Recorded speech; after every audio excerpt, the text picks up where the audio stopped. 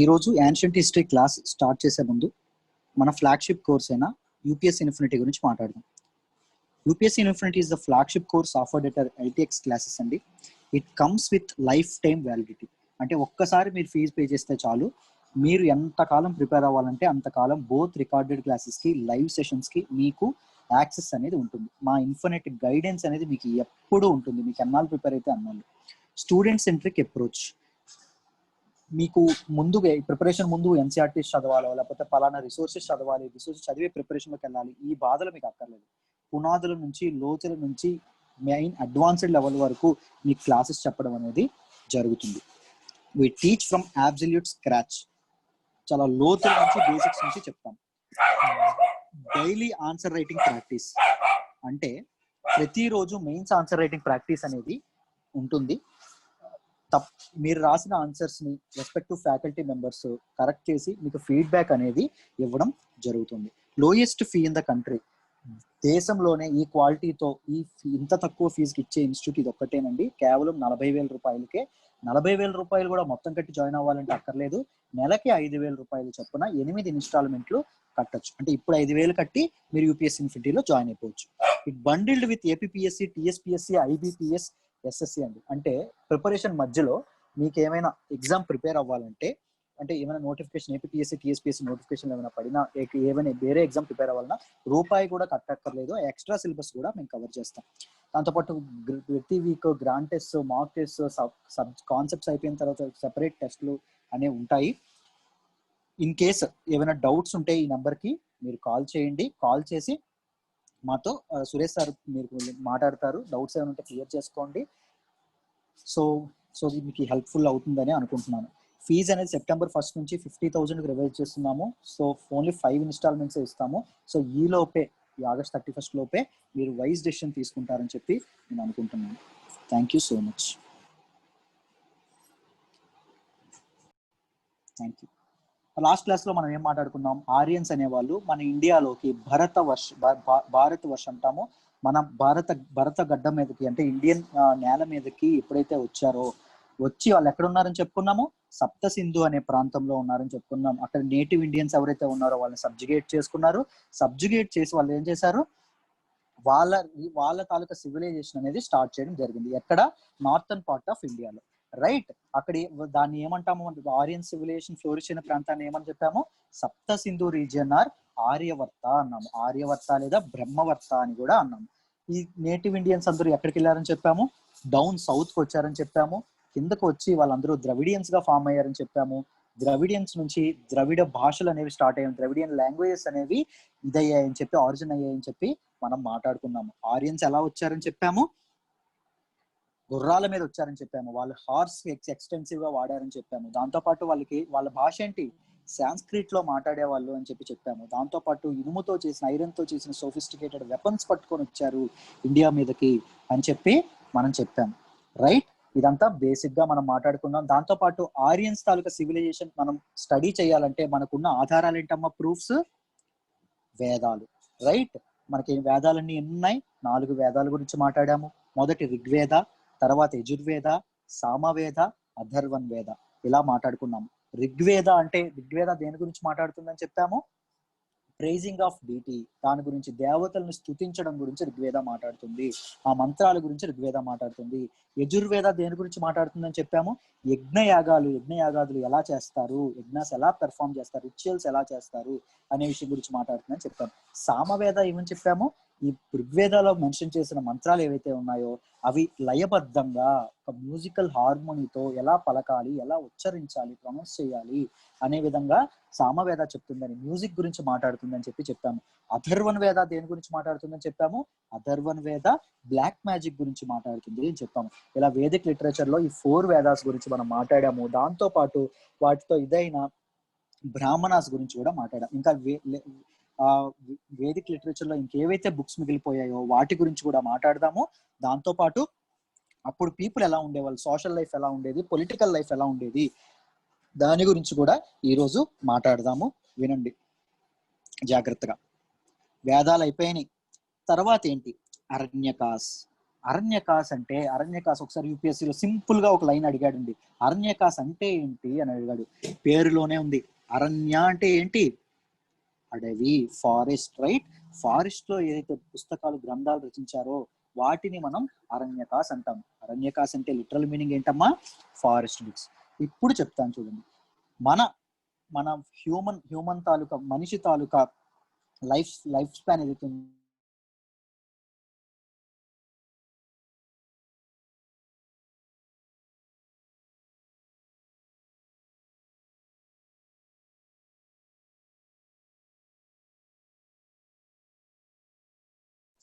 Sir వినిపించట్లేదు sir.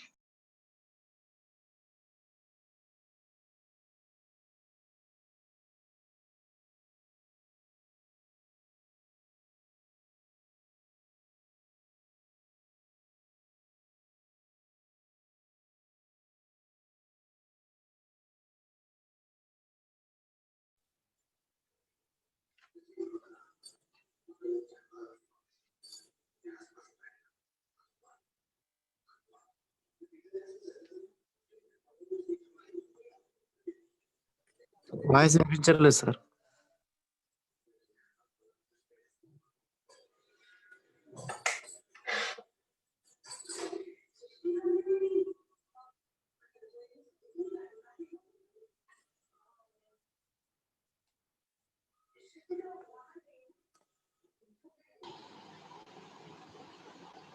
Okay okay ఇప్పుడు వినిపిస్తుందమ్మా. సారీ, నా వైఫై డిస్కనెక్ట్ అయింది. I'm very sorry.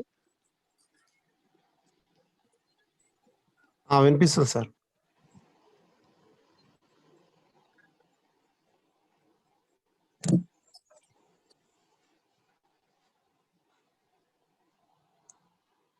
Now audible. Okay, perfect. అయితే అరణ్యకాస్ గురించి మనం మాట్లాడాము. దాని ఫారెస్ట్ బుక్స్ అని కూడా మనం చెప్పాము. 4 phases ఆఫ్ లైఫ్ అనేది ఉంటుందని చెప్పాము. ఒకటి గృహస్థాశ్రమము, బ్రహ్మచర్య ఆశ్రమం ఫస్ట్ది, సెకండ్ గృహస్థాశ్రమము, వనప్రస్థాశ్రమము, ఫోర్త్ది సన్యాసాశ్రమము, రైట్? ఫస్ట్ ఎప్పుడైతే స్టూడెంట్ ఉంటారో, ఎవరైతే పుట్టిన విద్యార్థి ఉంటాడో, కొంతకాలం అయిన తర్వాత గురుకులంలో జాయిన్ అవుతాడు. జాయిన్ అయ్యి గురువు నుంచి నాలెడ్జ్ అనేది తీసుకుంటాడు, జ్ఞానం అనేది పొందుతాడు. ఈ ఫేజ్ ఏదైతే ఉంటుందో అది బ్రహ్మచర్యాశ్రమము. నాలెడ్జ్ అనేది ఇదైన తర్వాత జీవితానికి సరిపడా స్కిల్స్ అనేవి ప్రొక్యూర్ చేసుకున్న తర్వాత తను ఏం చేసుకుంటాడు? మ్యారేజ్ చేసుకుంటాడు. అక్కడి నుంచి తనకి ఏం స్టార్ట్ అవుతుందంటే గృహస్థాశ్రమం అనేది స్టార్ట్ అవుతుంది. వన్స్ అంతా పిల్లల్ని కంటాడు, తర్వాత తన సంసారాన్ని ఈడుస్తాడు మనిషి. దాని తర్వాత ఏం మొదలవుతుందంటే వనప్రస్థాశ్రమం అనేది మొదలవుతుంది. వనప్రస్థాశ్రమం అంటే ఏంటి? ఇవన్నీ యూపీఎస్సీలో అడిగాడండి. వనప్రస్థాశ్రమం అంటే ఏంటి? ఇలానే అడుగుతారు క్వశ్చన్స్. అందుకోసమని ఇన్నిసార్లు చెప్తున్నాను, జాగ్రత్తగా వినాలి. వనప్రస్థాశ్రమము అంటే ఏంటి? తన తాలూకా రెస్పాన్సిబిలిటీస్ అన్ని పూర్తి చేసుకొని కొడుకులు చేతికి ఉంచిన తర్వాత ఆ నెక్స్ట్ జనరేషన్ కి తన రెస్పాన్సిబిలిటీస్ అన్ని ఇది చేసి రెస్ట్ తీసుకుంటాడండి మనిషి. దాన్ని వనప్రస్థాశ్రమము అంటాము. ఫోర్త్ది ఏంటమ్మా? సన్యాసాశ్రమం. సన్యాసాశ్రమంలో మనిషికి అర్థం అవుతుంది. ఏమర్థం అవుతుంది? చిన్నప్పటి నుంచి కష్టపడి చదువుకున్నాను, కష్టపడి యూపీఎస్సీ అనేది ప్రిపేర్ అయ్యాను, కష్టపడి తర్వాత పెళ్లి చేసుకున్నాను, తర్వాత సంసారాన్ని ఇచ్చాను. ఇదంతా ఒక మాయే కదా. నా భార్యల మాయ, నా పిల్లల మాయ, నా ఉద్యోగం మాయ. ఇప్పుడు నేను ఏం చెయ్యాలి అని చెప్పి ఒక వైరాగ్యానికి వెళ్తాడు. ఇవన్నీ ఎందుకు? లాస్ట్ కి ముసల్తనం తెచ్చుకోవడానికే కదా అని ఒక వైరాగ్యానికి వెళ్ళి ఫారెస్ట్ లోకి వెళ్ళిపోతారండి. ఫారెస్ట్కి వెళ్ళి సన్యాసం పుచ్చుకొని ఎప్పుడైతే వాళ్ళు మెడిటేషన్ అనేది చేస్తారు, మెడిటేషన్ చేసి వాళ్ళ జీవితంలో నేర్చుకున్న పాఠాలన్నీ కొన్ని బుక్స్ లో రాస్తారు. దాన్నే ఏమంటాం మనం? ఆ బుక్స్ ని అరణ్యకాస్ అంటాము. నైస్. ఇక్కడ వరకు క్లియర్ అందరికీ అర్థమైందా చెప్పింది? If it is clear type yes.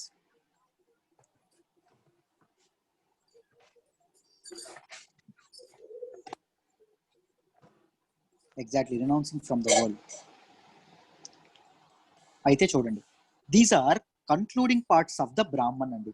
Brahman అంటే ఏమన్నా మనం మనకి ఏవైతే ఆ వేదాస్ ఉన్నాయో వేదాస్ ని ఎక్స్ప్లెయిన్ చేసి, వేదాల్లో ఉన్న మంత్రాలను ఎక్స్ప్లెయిన్ చేసేవి బ్రాహ్మణ్స్, రైట్? ఆ బ్రాహ్మణ్ కి ఏవైతే కన్క్లూడింగ్ పార్ట్స్ ఉంటాయో వాటిని అరణ్యకాస్ అంటామండి. The emphasize on meditation and philosophy. అంటే మెడిటేషన్ చేయడం కానీ, ఫిలాసఫీ అంటే దే స్పిరిచువల్ థాట్స్ ఏవైతే ఉంటాయో, వైరాగ్యానికి సంబంధించిన థాట్స్ ఏవైతే ఉంటాయో వాటి గురించి మాట్లాడతారు. ది బ్రిడ్జ్ బిట్వీన్ కర్మ మార్గ, బ్రాహ్మణులు బోధించే కర్మ మార్గాకి జ్ఞాన మార్గాకి ఒక బ్రిడ్జ్ లా పనిచేస్తాయి. అంటే జీవితకాలం అంతా ఎవరైతే బ్రాహ్మణులు ఉంటారో, అప్పుడు ప్రీచ్ చేసే వాళ్ళు ఎవరైతే ఉంటారో వాళ్ళందరూ వచ్చి ఇది చేయండి మీకు లక్ష్మీదేవి వస్తుంది, అది చేయండి చదువు వస్తుంది, ఇలా ఎప్పుడైతే చెప్పారు ఈ యజ్ఞం చేయండి ఆ యజ్ఞాగతులు చేయండి, అవి నిజమైన మోక్షాన్ని తీసుకురావు. జ్ఞానం అనేది, మెడిటేషన్ అనేది ఒక అద్భుతమైన మోక్షాన్ని ఇస్తుంది అని తెలుసుకునే ప్రక్రియ ఉంది చూసారా, ఆ రెండింటి మధ్య ఒక బ్రిడ్జ్, ఒక వారధిలా పనిచేసేవే అరణ్యకాస్ అని చెప్తున్నా అండి. Also called as books of secrets. అసలైన జీవితానికి, అసలైన నిజంగా సంతోషంగా బతకడానికి ఏవైతే రహస్యాలు ఉంటాయో ఆ రహస్యాలన్నీ అరణ్యకాశలో ఉంటాయి. రహస్యం ఏవైతే ఉంటుందో అది ఉంటుంది అని చెప్తారు. ఈ అరణ్యకాస్తాలకున్న రహస్యాలని ఉపనిషత్తుల్లో పొందుపరిచారండి. ఓకేనా, దాని గురించి కూడా తర్వాత మాట్లాడదాము, జాగ్రత్తగా వినండి. అటాచ్డ్ టు ఈచ్ వేద ఎక్సెప్ట్ అథర్వన్ వేద. అరణ్యకాశ అనేవి ఋగ్వేదాకి ఉన్నాయి, యజుర్వేదాకు ఉన్నాయి, సామవేదాకు ఉన్నాయి, కానీ అథర్వణ వేదాకి లేవు. అథర్వణ వేదాన్ని రాసింది ఎవరని చెప్పుకున్నామండి మనం?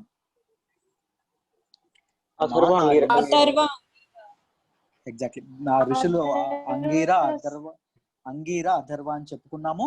కానీ మామూలుగా మేజర్ గా చూసుకునేది ఎక్కువ వేదిక్ పీపుల్, వేదిక్ దీనిలో ఉండే వాళ్ళు ఏం నమ్ముతారంటే అథర్వణ వేదాన్ని రాసింది నిజంగా ఆర్యులు కాదు, ఎవరైతే శూద్ర కమ్యూనిటీకి ఎవరైతే చెందిన వాళ్ళు ఉంటారో వాళ్ళు రాశారు అని చెప్తారండి. సంధ్యోపాసనం మెన్షన్ ఇన్ అరణ్యకాస్, ఇది యూపీఎస్సీలో అడిగాడు. ఓకేనా, సంధ్యోపాసనం గురించి అరణ్యకాశలో మెన్షన్ చేయడం జరిగింది.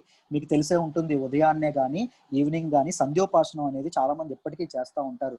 అంటే సూర్యదేవుడికి నమస్కరిస్తూ ఉంటారు, దోసిల్లో నీళ్లు పట్టుకొని సూర్యకిరణాలని ప్రార్థిస్తూ ఉంటారు. సూర్యుని కిరణాలు అనేవి ఈ నీళ్ళలో రిఫ్లెక్ట్ అయ్యి మనిషి చుట్టూ ఒక ఔరా అనేది, ఒక శక్తిని అనేది తీసుకొస్తుంది అని ఎప్పటికీ నమ్ముతారండి. The talk about moral science. మనకి తెలుసు విటమిన్ డి అనేది ఎక్కడ ఉంటుంది, సన్ రైస్ లో ఉంటుంది. అలాంటి సైన్స్ కి సంబంధించినవన్నీ ఒకప్పుడే మనకి వేదాల్లో పొందుపరిచి ఉన్నారు. The talks about moral science, ఎలా బతకాలి, క్వాలిటీ ఆఫ్ లైఫ్ గురించి ఎక్కువ మాట్లాడతారండి. ఎక్కువ మనకి మారల్స్ గురించి కానీ, నీతి నిజాయితీలు ధర్మాల గురించి మాట్లాడతారు అరణ్యకాశలో. ఐ హోప్ మీకు అరణ్యకాశ్ అనే వాటి గురించి క్లియర్ గా అర్థమైందని అనుకుంటున్నాను. ఎనీ డౌట్స్ అమ్మా? అరణ్యకాశలో ఏమైనా డౌట్స్ ఉన్నాయా?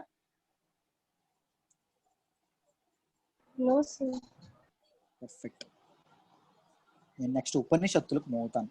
ఇవన్నీ వేదిక్ కల్చర్ లో ఇవన్నిటి మీద క్వశ్చన్స్ అడిగారండి యూపీఎస్సీలో, అన్నింటి మీద అడిగారు. ఏది నెగ్లెక్ట్ చేయడానికి లేదు, అన్ని జాగ్రత్తగా విని జాగ్రత్తగా నోట్ చేసుకోండి. నేను తర్వాత పీడిఎఫ్ పెడతాను, ఓకేనా, మన పేజ్ లో చూడండి.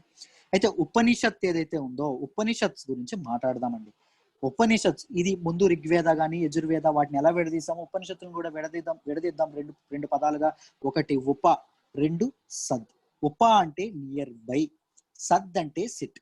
ఉపనిషత్స్ అంటే ఏంటి అంటే గురువు యొక్క పాదాల చెంత కూర్చొని, గురువు యొక్క ఫీట్ వాళ్ళ దగ్గర ఏదైతే పాదాల దగ్గర కూర్చొని జ్ఞానాన్ని పొందడము, ఓకేనా, నాలెడ్జ్ ని పొందడము, నాలెడ్జ్ ని గెయిన్ చేయడము, దాన్నే ఉపనిషత్స్ అంటారు. రైట్. Secrets in Aranyakas. అరణ్యకాశలో రహస్యం, అరణ్యకాశ్ ఏమని చెప్పాము, బుక్ ఆఫ్ సీక్రెట్స్ అని చెప్పాం కదా. అరణ్యకాశలో ఏవైతే సీక్రెట్స్ ఉన్నాయో ఆ సీక్రెట్స్ అని ఉపనిషత్తుల్లో పొందుపరిచారండి. ఓకేనా, నిజంగా మోక్షం కావాలంటే ఒక రహస్యం ఉంది అని చెప్పి అరణ్యకాశలో అంటే ఆ రహస్యం ఏంటో అనేది ఉపనిషత్తుల్లో చెప్పారు. ఓకేనా, the specify philosophical knowledge and spiritual knowledge. ఇది కూడా అరణ్యకాశ్ లాగానే ఫిలాసఫీకి సంబంధించిన నాలెడ్జ్. అంటే ఇప్పుడు మనం లాజికల్ గా మాట్లాడితే డబ్బు అనేది ఉంటే ఎప్పుడైనా మనిషి హ్యాపీగా ఉంటాడు అని లాజికల్ గా మాట్లాడతారు. కానీ ఇందులో ఏం మాట్లాడతారంటే మనిషి హ్యాపీగా ఉండడానికి డబ్బు ఒక్కటే సరిపోదు, మానసిక ప్రశాంతత ఉండాలి, ఆనందం అనేది మనలోనే ఉండాలి, కానీ దీనిలో ఉండకూడదు అని మాట్లాడతారు. రైట్. మనం ఏమనుకుంటాం, యూపీఎస్సీ ప్రిపేర్ అయ్యాం అనుకోండి, యూపీఎస్సీ జాబ్ కొట్టేసాం అనుకోండి, మన లైఫ్ కి సుఖం అనుకుంటాం. But life is a rat race. మనకి యూపీఎస్సీ కొట్టేసిన తర్వాత మనకి ఇంకొక కోరిక పుడుతుంది, ఆ కోరిక కోసం మళ్ళీ మనం పరిగెడతాం. మళ్ళీ మనకి ఇంకొక ప్రమోషన్ కోరిక పుడుతుంది, ఆ కోరిక కోసం మళ్ళీ పరిగెడతాం. రైట్. ఎప్పుడైతే మనిషి ఈ సత్యాన్ని తెలుసుకుంటాడో, కోరికలు అంటే ఎప్పుడైతే కంట్రోల్ మన మనిషిని చేస్తా, ఎమోషన్స్ అని తెలుసుకుంటాడో అప్పుడు మనిషి ఇదవుతాడు. ఇలాంటి సీక్రెట్స్ అన్ని ఎందులో పొందుపరిచారు, ఉపనిషత్స్ లో చెప్పారు. రైట్, అది మనం చూసుకోవాలి.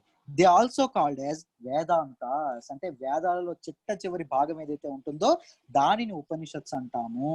ఇది చూడండి, వేదాంతాస్ ఇది చేస్తే ఏమంటాము, వేద ప్లస్ అంతం. అంత అంటే ఏంటండి? చివర. ఎండింగ్ ఆఫ్ వేదాస్ ఏమైతే ఉంటాయో అవి ఉపనిషత్తు. ఉపనిషత్తులు ఎక్కువగా దేని గురించి మాట్లాడతాయి అంటే చివరి లేటర్ వేదిక్ పీరియడ్ లో చివరి పీపుల్ ఎలా బతికారు, వాళ్ళు ఎలా జీవించారు అనే విషయాల మీద ఉపనిషత్స్ ఎక్కువగా చెప్పాయి. ఉపనిషత్ టెక్స్ట్ స్పీక్స్ సత్య. సత్య అంటే ఏంటమ్మా? ట్రూత్, నిజము. చారిటీ అంటే ఏంటి? దానము, ఇంకొకరికి మనం ఇది చేయడం, త్యాగం చేయడం. కంపాషన్ అంటే ఏంటి? జాలి. ఇక్కడ ఎక్కడైనా డబ్బు గురించి మాట్లాడారా, ధనం గురించి మాట్లాడారా, బంగారం గురించి మాట్లాడారా, ల్యాండ్ గురించి మాట్లాడారా? మనిషి మోక్షానికి ఏవి ఇంపార్టెంట్ అంటున్నారు? సత్యం ఉండాలి, నిజంగా మాట్లాడాలి, నిజాయితీగా ఉండాలి, చారిటీ ఉండాలి, ఎదుటివాడిని ఆదుకొని ఎదుటివాడికి సర్వీస్ చేసే ఒక గుణం అనేది ఉండాలి, కంపాషన్ ఉండాలి, ఎదుటివాడి పైన జాలి అనేది ఉండాలి అని చెప్తా ఉన్నారు. ఓల్డెస్ట్ ఉపనిషత్తులు మొత్తం ఎన్ని అంటే 108 ఉపనిషత్తులు. ఇది ఒకసారి యూపీఎస్సీలో అడిగాడు, ఎన్ని ఉపనిషత్తులు ఉంటాయి? మొత్తం 108. 108లో వెరీ ఇంపార్టెంట్, చాలా చాలా ముఖ్యమైన ఉపనిషత్తులు ఎన్ని ఉన్నాయంటే 11 ఉపనిషత్తులు ఉన్నాయండి. ఆ 11 ఉపనిషత్తులు ముఖ్యోపనిషత్తు అంటాము. గుర్తుపెట్టుకోండి, ఉపనిషత్తులన్నీ మొత్తం ఎన్ని ఉన్నాయి? 108 ఉన్నాయి. దానిలో ఇంపార్టెంట్ ఉపనిషత్తులు ఎన్ని? 11. 11 వాటిని ఏమంటాము? ముఖ్యోపనిషత్తు అంటాము. ముఖ్య అంటే ఇంపార్టెంట్, ఓకేనా? సో ముఖ్యోపనిషత్ మనం పిలిచేది ముఖ్యోపనిషత్ అంటాము. ఓల్డెస్ట్ ఉపనిషత్, వీటిలో ఓల్డెస్ట్ ఉపనిషత్స్ ఏంటమ్మా? బృహదారణ్యక ఉపనిషత్తు, చాంద్యోగ ఉపనిషత్తు. బృహదారణ్యక ఉపనిషత్తు, చాంద్యోగ ఉపనిషత్తు. నేను 4 phases of life, 4 ashrams of life అని చెప్పాను. ఆ 4 ఆశ్రమ్స్ ఆఫ్ లైఫ్ ఏమన్నావు? బ్రహ్మచర్యాశ్రమము, గృహస్థాశ్రమము, వనప్రస్థాశ్రమము, దాంతోపాటు సన్యాసాశ్రమం. అవన్నీ దేనిలో ఉన్నాయంటే బృహదారణ్యక ఉపనిషత్తులో ఉన్నాయమ్మా. బృహదారణ్యక ఉపనిషత్తులో ఉన్నాయి. ఇది కూడా ఒకసారి ఎగ్జామ్ లో మనకి అడగడం జరిగింది. సో కర్మ డాక్ట్రైన్ అనేది కూడా బృహదారణ్యక ఉపనిషత్తులో ఉంటుంది. కర్మ డాక్ట్రైన్ అంటే కర్మ సిద్ధాంతము అంటాం. కర్మ సిద్ధాంతం అంటే ఏంటో తెలుసా? ఎవరైనా చెప్పగలరా? Speak out. కర్మను గురించి చెప్పే సిద్ధాంతం. హలో, చెప్పండి అమ్మా. Every action has మనం equal ఏం చేస్తే opposite మనకు reaction. అదే రిఫ్లెక్ట్ అవుద్ది అనేది కర్మ సిద్ధాంతం సార్. Very good, excellent. మన చేసిన పనులే మన తాలూకు రిజల్ట్ మీద ఆధారపడి ఉంటుంది. అంటే మనం చేసిన పనులకే అదే మన తాలూకు హ్యాపీనెస్ అనేది, మన తాలూకు పుణ్యం కానీ పాపం కానీ మనం చేసిన పనుల మీద ఆధారపడి ఉంటుంది. మనకి ఏది ఉంటే, మనం ఏది ఇస్తే అదే తిరిగి మనకు వస్తుంది అని చెప్పడమే కర్మ సిద్ధాంతం. ఈ కర్మ సిద్ధాంతం అనేది ఏ ఉపనిషత్తులో ఉందని చెప్పారు? బృహదారణ్యక ఉపనిషత్తులో ఉందని చెప్పారు. అరణ్యకాస్ అంటే ఏంటమ్మా? అరణ్యకాస్ లిటరల్ మీనింగ్ ఏంటి? Forest books. ఫారెస్ట్ బుక్స్ తో పాటు బుక్ ఆఫ్ సీక్రెట్స్ అని కూడా చెప్పాము. ఆ సీక్రెట్స్ ఎందులో పొందుపరిచారని చెప్పాము? ఉపనిషత్తులో పొందుపరిచారని చెప్పాము. ఉపనిషత్తులో మొత్తం ఎన్ని? 108. 108లో ముఖ్యమైనవి ఎన్ని? 11. 11. 4 ఆశ్రమ్స్ ఆఫ్ లైఫ్ ఎవరైనా చెప్పండి, ఒక్కరు చెప్పాలి. బ్రహ్మచర్యాశ్రమం, బృహదాశ్రమం, వనప్రస్థాశ్రమం. బ్రహ్మచర్యాశ్రమము, గృహస్థాశ్రమము, వనప్రస్థాశ్రమము, సన్యాసాశ్రమము. ఓకేనా? ఇవి మనము గుర్తు పెట్టుకోవాలి. ఓకేనా? ఉపనిషత్ అంటే ఏంటి? అర్థం ఏంటి? లిటరల్ మీనింగ్ ఏంటి?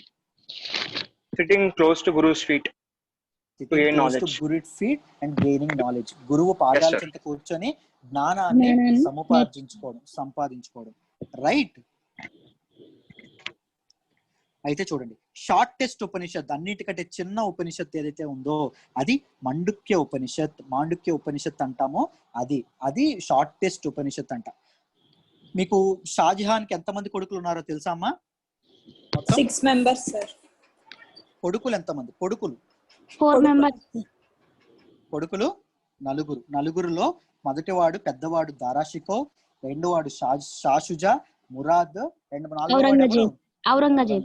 ఔరంగజేబు తండ్రి మీద దండెత్తి రాజ్యానికి తెచ్చుకున్నాడు. తెలుసు కదా మనకి హిస్టరీలో, తర్వాత మోడర్న్ మిడివల్ హిస్టరీలోని కానీ మాట్లాడుకుందాము. సో చూడండి, ఆ దారాషికో అనే ఆయన అన్నమాట చాలా చాలా గొప్పవాడు, చాలా లిటరేట్, చాలా బాగా చదువుకున్నవాడు. ఉపనిషత్తులు, ముస్లిం అయినప్పటికీ వేదాలు చదువుకున్నాడు, ఉపనిషత్తులు చదువుకున్నాడు, అరణ్యకాస్ చదువుకున్నాడు, మన సంహితాలు చదువుకున్నాడు, అన్ని చదువుకున్నాడు. దాంతో పాటు 50కి పైగా ఉపనిషత్తుల్ని పర్షియన్ లాంగ్వేజ్ లో ట్రాన్స్లేట్ చేసిన ఘనత ఎవరిదమ్మా? ధారాషికో. దా- ఇలాంటి క్వశ్చన్స్ అనేవి ఎక్కువగా రిపీట్ అవుతాయి because these questions are bridge between ancient history and medieval history, right? ఇలాంటి వాటిని మనం ఎక్కువగా గుర్తు పెట్టుకోవాలి. ఎవరు 50 కంటే ఎక్కువ ఉపనిషత్తుని ఎవరు ట్రాన్స్లేట్ చేశారు? దారాస్ ధారాషికో. షార్టెస్ట్ ఉపనిషత్తు ఏంటి? మాండుక్య మాండుక్య ఉపనిషత్. ఉపనిషత్. ఓకేనా, నైస్. అయితే 4 ఆశ్రమ్స్ ఆఫ్ లైఫ్ నేను ఆల్రెడీ చెప్పాను. మొదటి ఆశ్రమ ఆఫ్ లైఫ్ ఏంటి? బ్రహ్మచర్య ఆశ్రమం. సెకండ్ ఆశ్రమ ఆఫ్ లైఫ్ ఏంటి? గృహస్థాశ్రమం. మూడోది వనప్రస్థాశ్రమం. నాలుగోది సన్యాసాశ్రమం. వీటన్నింటిని దేనిలో పెట్టారండి అని చెప్పాం? బృహదారణ్యక ఉపనిషత్తులో పెట్టారని చెప్తాం. రైట్? ఎక్కడి వరకు అందరికీ క్లియరా? If it is clear type yes.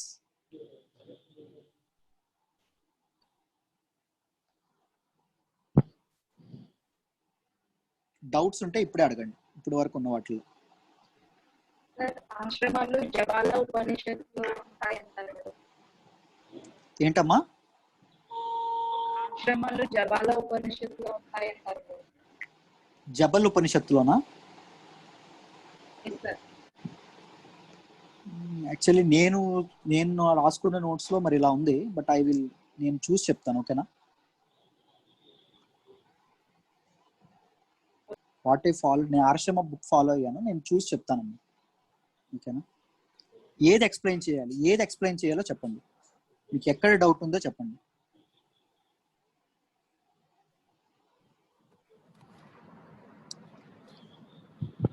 Sir 4 stages of life అన్నారు కదా సార్. అవునమ్మా. సార్ అవునమ్మా, 4 స్టేజెస్ ఆఫ్ లైఫ్ అన్నాము. మాట్లాడాలి.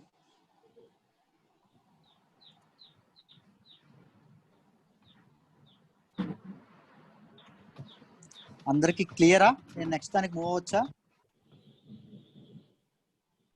4 స్టేజెస్ ఆఫ్ లైఫ్ ఏంటని అంటున్నారా?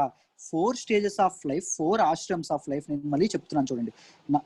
మనిషి జీవితంలో 4 ఉంటాయండి స్టేజెస్. అందులో మొదటిది బ్రహ్మచర్య ఆశ్రమం. బ్రహ్మచర్య ఆశ్రమం అంటే ఏంటి? పెళ్లి కాకముందు మనిషి ఎవరి దగ్గర అయితే గురువు దగ్గర ఉండి తన తాలూకా లైఫ్ లీడ్ కావాల్సిన స్కిల్స్ నేర్చుకుంటాడో ఆ ఫేజ్ ఆఫ్ లైఫ్ ని బ్రహ్మచర్య ఆశ్రమం అంటారు. కావాల్సిన స్కిల్స్ నేర్చుకున్న తర్వాత చక్కగా వాళ్ళ ఇంటి వాళ్ళు పెళ్లి చేస్తారు. పెళ్లి చేసిన తర్వాత పిల్లల్ని కంటాడు, సంసారాన్ని లాగుతాడు. రైట్? పిల్లల్ని పోషించడం, భార్యను చూసుకోవడం, సంపాదించడం, ఇవన్నీ చేస్తాడు. ఆ స్టేజ్ ఆఫ్ లైఫ్ ని గృహస్థాశ్రమం అంటాం. తర్వాత వనప్రస్థాశ్రమం. మూడోది ఏంటి? వనప్రస్థాశ్రమం. వనప్రస్థాశ్రమం అంటే తన రెస్పాన్సిబిలిటీస్ అన్ని పిల్లలకి ఇచ్చేసి తను హ్యాపీగా సెటిల్ అవుతాడు, కొంతకాలం హాయిగా ఉంటాడు. దాన్ని వనప్రస్థాశ్రమం అంటాం. ఫోర్త్ది ఏంటమ్మా? సన్యాసాశ్రమం. సన్యాసాశ్రమం అంటే ఏంటి? అన్ని వదిలేసి, భవబంధాలను వదిలేసి, అందరినీ వదిలేసి వైరాగ్యానికి ఫారెస్ట్ లోకి, అడవుల్లోకి వెళ్ళిపోతాడు. అడవుల్లోకి వెళ్ళిపోయి ఓన్లీ మెడిటేషన్, ఇది ధ్యానము, ఇలాంటి వాటి మీద ఎప్పుడైతే కాన్సన్ట్రేట్ చేస్తాడో దానిని సన్యాసాశ్రమం అంటాము. అప్పుడు అరణ్యకాస్ బుక్స్ రాస్తారని చెప్పారు కదా సార్. అప్పుడు అక్కడికి ఫారెస్ట్ లోకి వెళ్ళి ఏవైతే బుక్స్ రాశారో వాళ్ళ ఎక్స్పీరియన్స్ మీద వాటిని అరణ్యకాస్ అంటాము. They are all spiritual books. Right? అర్థమైందని అనుకుంటున్నాను. క్లియర్ అమ్మా? సార్ ఉపనిషత్తులు 108 ఓల్డెస్ట్ ఉపనిషత్తు అది చెప్పారు కదా సార్. అందులో లైన్ అర్థం కాలేదు సార్. ఇదే ఓల్డెస్ట్ ఉపనిషత్తు బృహదారణ్యక చందోగ్య, ఈ లైన్ అర్థం కాలేదు సార్. ఉపనిషత్తులు అన్ని రాశారు కదా, అన్ని రాసిన ఉపనిషత్తుల్లో అత్యంత పాతగా ఉన్నవి, ఓల్డెస్ట్ అంటే అత్యంత పురాతనమైనవి బృహదారణ్యక ఉపనిషత్తు, చాంద్యోగ ఉపనిషత్తు. చాంద్యోగ ఉపనిషత్తులో అహింస అనే వర్డ్ మెన్షన్ చేశారు. ఇప్పటికే మన రూట్స్ అనేవి, మన ఇండియా తాలూకా ఫారిన్ పాలసీ కానీ ఏవైనా మనం మాట్లాడుకుంటే అహింస పైన ఆధారపడి ఉంటుంది. రైట్? అహింస అనేది మన ఇండియన్ దీనిలో కూడా చాలా ఇంపార్టెంట్. అహింస అంటే ఏంటి? ఓన్లీ కొట్టడము తిట్టడమేనా? ఫిజికల్ అబ్యూజేనా? కాదు. ఓన్లీ దాంతో పాటు మన మనసులో ఇంకొకళ్ళు ఎవరి గురించి చెడ్డగా అన్నాం అనుకోండి, that is abuse of thought. ఆలోచనల్లో కూడా అహింస, ఆలోచనలో వైలెన్స్, ఆ వైలెన్స్ అనేది ఆలోచనల్లో కూడా చూపిస్తున్నాం అని. రైట్? సో ఎవరినైనా మాట్లాడుతూ అబ్యూజ్ చేస్తున్నాం అనుకోండి, మాటల్లో కూడా మనం అహింస అనేది చూపిస్తాం. నాట్ ఓన్లీ ఫిజికల్ అబ్యూస్, మిగిలిన అన్ని మనిషికి వైలెన్స్ అనే దాని గురించి, అహింస అనే దాని గురించి ఈ చాంద్యోగ్ ఏదైతే ఉపనిషత్తు ఉందో దానిలో మెన్షన్ చేశారు. మర్చిపోయి ఉంటాను, సారీ. క్లియరా? Okay sir, clear. Aryans use చేసినవి అంటే వేదాల్లో పేర్కొన్నవి, ఉపనిషత్తుల్లో పేర్కొన్నవి. లైఫ్ అలా చేశారు అంటే that kind of life style వాళ్ళు ఫాలో అయ్యేవాళ్ళు, ఇప్పటికీ ఫాలో అవుతారు కూడా. అదే చాలా మంది రిటైర్మెంట్ ఏజ్ అంటాం కదా, సింపుల్ గా అడవుల్లోకి వెళ్ళకపోయినా మనం పీస్ కోరుకుంటాం, మనం సొంత ఊరికి వెళ్ళిపోవడం కానీ, ఇలా చాలా మంది ఉంటారు. అంటే ఆ సమయంలో ఉన్న ప్రజలందరూ ఇలా 4 స్టేజెస్ గా విడదీసుకుని ఉంటారు సార్. 4 వాళ్ళ లైఫ్ స్టైల్ అనేది 4. ఇప్పుడు మన లైఫ్ స్టైల్ కూడా అంతే కదా. బ్రహ్మచర్యం అంటే ఏంటి? పెళ్ళి అవ్వక ముందు నేను చదువుకున్నాను, నేను ప్రిపేర్ అయ్యాను, జాబ్ తెచ్చుకున్నంత వరకు. జాబ్ తెచ్చుకున్న తర్వాత పెళ్లి చేసుకున్నాను, పిల్లల్ని పోషించాను, ఇది నాది రైట్, పిల్లల్ని పోషించాను. మూడోది ఏంటి?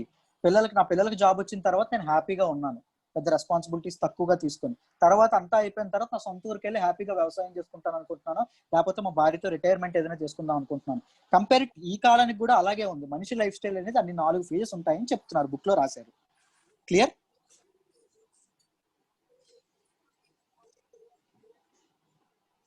అరణ్యకాస్ అనేవి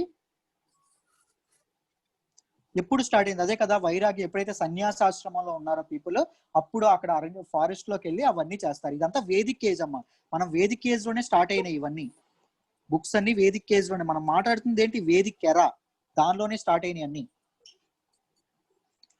అయితే చూడండి, నెక్స్ట్ సంహితాస్ గురించి మాట్లాడదాం. ఇదంతా వేదిక్ లిటరేచరు, టకటగా చెప్తాను, జాగ్రత్తగా వినండి. ఇవన్నీ ప్రిలిమ్స్ లో ఇంపార్టెంట్, వినండి. This is process followed by Brahman. పూజారులు ఎవరైతే ఉంటారో వాళ్ళు ఏ తరహా ప్రాసెస్ ఫాలో అవ్వాలో అది చెప్పేది సంహిత. ఓకేనా? ఇప్పుడు అందరూ మ్యూట్ చేసుకోండి. అయితే చూడండి, సంహిత ఇప్పుడు మనం మాట్లాడదాం. మనం ఒక ఇంట్లో పూజ చేస్తున్నాం అనుకోండి. పూజ చేసినప్పుడు పంతులు గారికి, సార్ మాకు పలానా అశాంతి ఉంది ఇంట్లోని, పలానా పిల్లలు పుట్టట్లేదనో, లేకపోతే పలానా ఇబ్బంది ఉందనో, గొడవలు అవుతున్నాయనో పూజకు పిలుస్తాం. పూజకు పిలిచినప్పుడు పూజారి ఏం చేస్తారు? కొంత సామాగ్రి చెప్తారు, ఈ సామాగ్రి తెచ్చుకోండి అని చెప్తారు. తెచ్చుకున్న తర్వాత ఏం చేస్తారు? అన్ని సామాగ్రిని ఒక దగ్గర పెట్టి వినాయకుడిని చేయడం కానీ, ఇది చేయడం కానీ, అక్షంతలు చేయడం కానీ, పువ్వులు అలంకరించడం కానీ అవన్నీ చేస్తారు. తర్వాత ఏం చేస్తారు? వాళ్ళు పలికిన మంత్రాలు ఏవైతే ఉన్నాయో వాటి తాలూకా మీనింగ్ అనేది, అర్థం అనేది చెప్తారు. దాని తర్వాత ఏం చేస్తారు? నైవేద్యం పెట్టండి అమ్మా అని చెప్తారు. నైవేద్యం అంటే ఏంటి? మనకి పలానా ప్రసాదం ఇది పెట్టండి, ఇది పెట్టండి, అది పెట్టండి అని చెప్తారు. దాని తర్వాత ఏం చేస్తారు? శ్లోకాలతో దేవుణ్ణి స్తుతిస్తారు, దేవుణ్ణి ప్రైజ్ చేస్తారు. తర్వాత ఏం చెప్తారు? వెళ్ళిపోయే ముందు పూజ అంతా అయిపోయిందమ్మా, మీరు ఇక్కడ నుంచి కొన్ని శుక్రవారాలు ఇలా పాటించాలి, ఇలా నిష్ఠగా ఉండాలి అని మనకి చెప్తారు. దాని తర్వాత ఎందుకు అలా నిష్ఠగా ఉండాలి అని చెప్పి దానికి రీజన్ కూడా వాళ్ళు బ్రాహ్మణులు అనే వాళ్ళు ఎక్స్ప్లెయిన్ చేస్తారు. ఈ టోటల్ ప్రొసీజర్ ని సంహితాస్ లో ఇది చేయడం జరిగింది. Samhitas are part of Vedic literature. Vedic literature లో పార్ట్ అయిన సంహితాస్ లో వీటి గురించి ఇది అవ్వడం జరిగింది. అందులో మొదటిది చూడండి, విధి. విధి అంటే ఏంటంటే పెర్ఫార్మెన్స్ ఆఫ్ రిచువల్స్. ఏవైతే పూజలు ఏవైతే ఉన్నాయో వాటిని పెర్ఫార్మ్ చేయడం. దాని తర్వాత అర్థవద్. అంటే మీనింగ్, ఆ మంత్రాస్ యొక్క మీనింగ్ చెప్పడం అనేది అర్థవద్. పురకల్ప అంటే సాక్రిఫైస్ అనేది చేయడం, నైవేద్యాలు లాంటివి పెట్టడం. దాంతోపాటు బ్రాహ్మణులకు దాన ధర్మాలు అనేవి చేయడం. దాని తర్వాత ప్రశంస అంటే ఏంటి? Praising, right? Praising the deity, ఎవరైతే దేవతలు ఉన్నారో వాళ్ళని స్తుతించడం, వాళ్ళని కొలవడం. తర్వాత నింద అంటే ఏంటి? What to be done, what to be avoid, ఏది చెయ్యాలి, ఏది చేయకూడదు అని చెప్పడం నింద. తర్వాత ఏంటి? హేతు, reason for performing rights and rituals. ఇప్పటి వరకు ఎందుకు చేసాము, ఈ పూజలను మనం ఎందుకు చేసాము, దానివల్ల మీకు ఏం జరగబోతుంది, ఎలాంటి అశాంతి అనేది ఎలా తొలగబోతుంది, మీ ఇంట్లో సుఖ సంతోషాలు అనేవి ఎలా తిరిగి వస్తాయి అని చెప్తారు కదా, దాన్ని హేతు అంటాము. సో బ్రాహ్మణులు ఇప్పటికీ ఫాలో అయ్యేది. ఎప్పుడు రాశారంటే ఇన్స్ట్రక్షన్స్ అన్ని ఎప్పుడో వేల క్రితం వేదిక్ సివిలైజేషన్స్ లోనే రాయడం జరిగింది. యూపీఎస్సీలో అడుగుతాడు, పురకల్ప అంటే ఏంటి అని అడుగుతాడు. 4-5 ఆప్షన్లు ఇస్తాడు, మీకు వెంటనే సాక్రిఫైస్ అని గుర్తు రావాలి. ఓకేనా? చిన్న క్వశ్చన్లు ఇవ్వరు. ఓకేనా? ఇలాంటివే అడుగుతారు. ఇలాంటి వాటికి మీరు సిద్ధంగా ఉండాలి. ఎగ్జామ్ లో మెమరైజ్ చేయడం తప్ప వీటికి ఇంకొక ఇది లేదు, ఇంకొక ఆప్షన్ లేదు. తప్పకుండా మైండ్ లో గుర్తు పెట్టుకోవాలి. ఓకేనా? ప్రశంస అంటే ప్రైజింగ్, గుర్తు పెట్టుకోండి. అర్థ్ అంటే మీనింగ్, గుర్తు పెట్టుకోండి. నింద అంటే వాట్ టు బి, ఏం చేయాలి, ఏం చేయకూడదు అని గుర్తుపెట్టుకోండి. హేతు, మీకు ఏం మంచి జరుగుతుందో చెప్తున్నారు, వీటి వల్ల ఏమని జరుగుతుందో చెప్తున్నారు అని చెప్పి గుర్తుపెట్టుకోండి. ఓకేనా? సంహిత అనేది ఎక్కడ దేని సింబలైజ్ చేస్తుంది అంటాడు? It is a process followed by Brahmans. పూజారి ఏదైతే ప్రాసెస్ ఫాలో అవుతారో ఆ ప్రాసెస్. ఓకేనా? అది గుర్తుపెట్టుకోండి. I hope it is clear.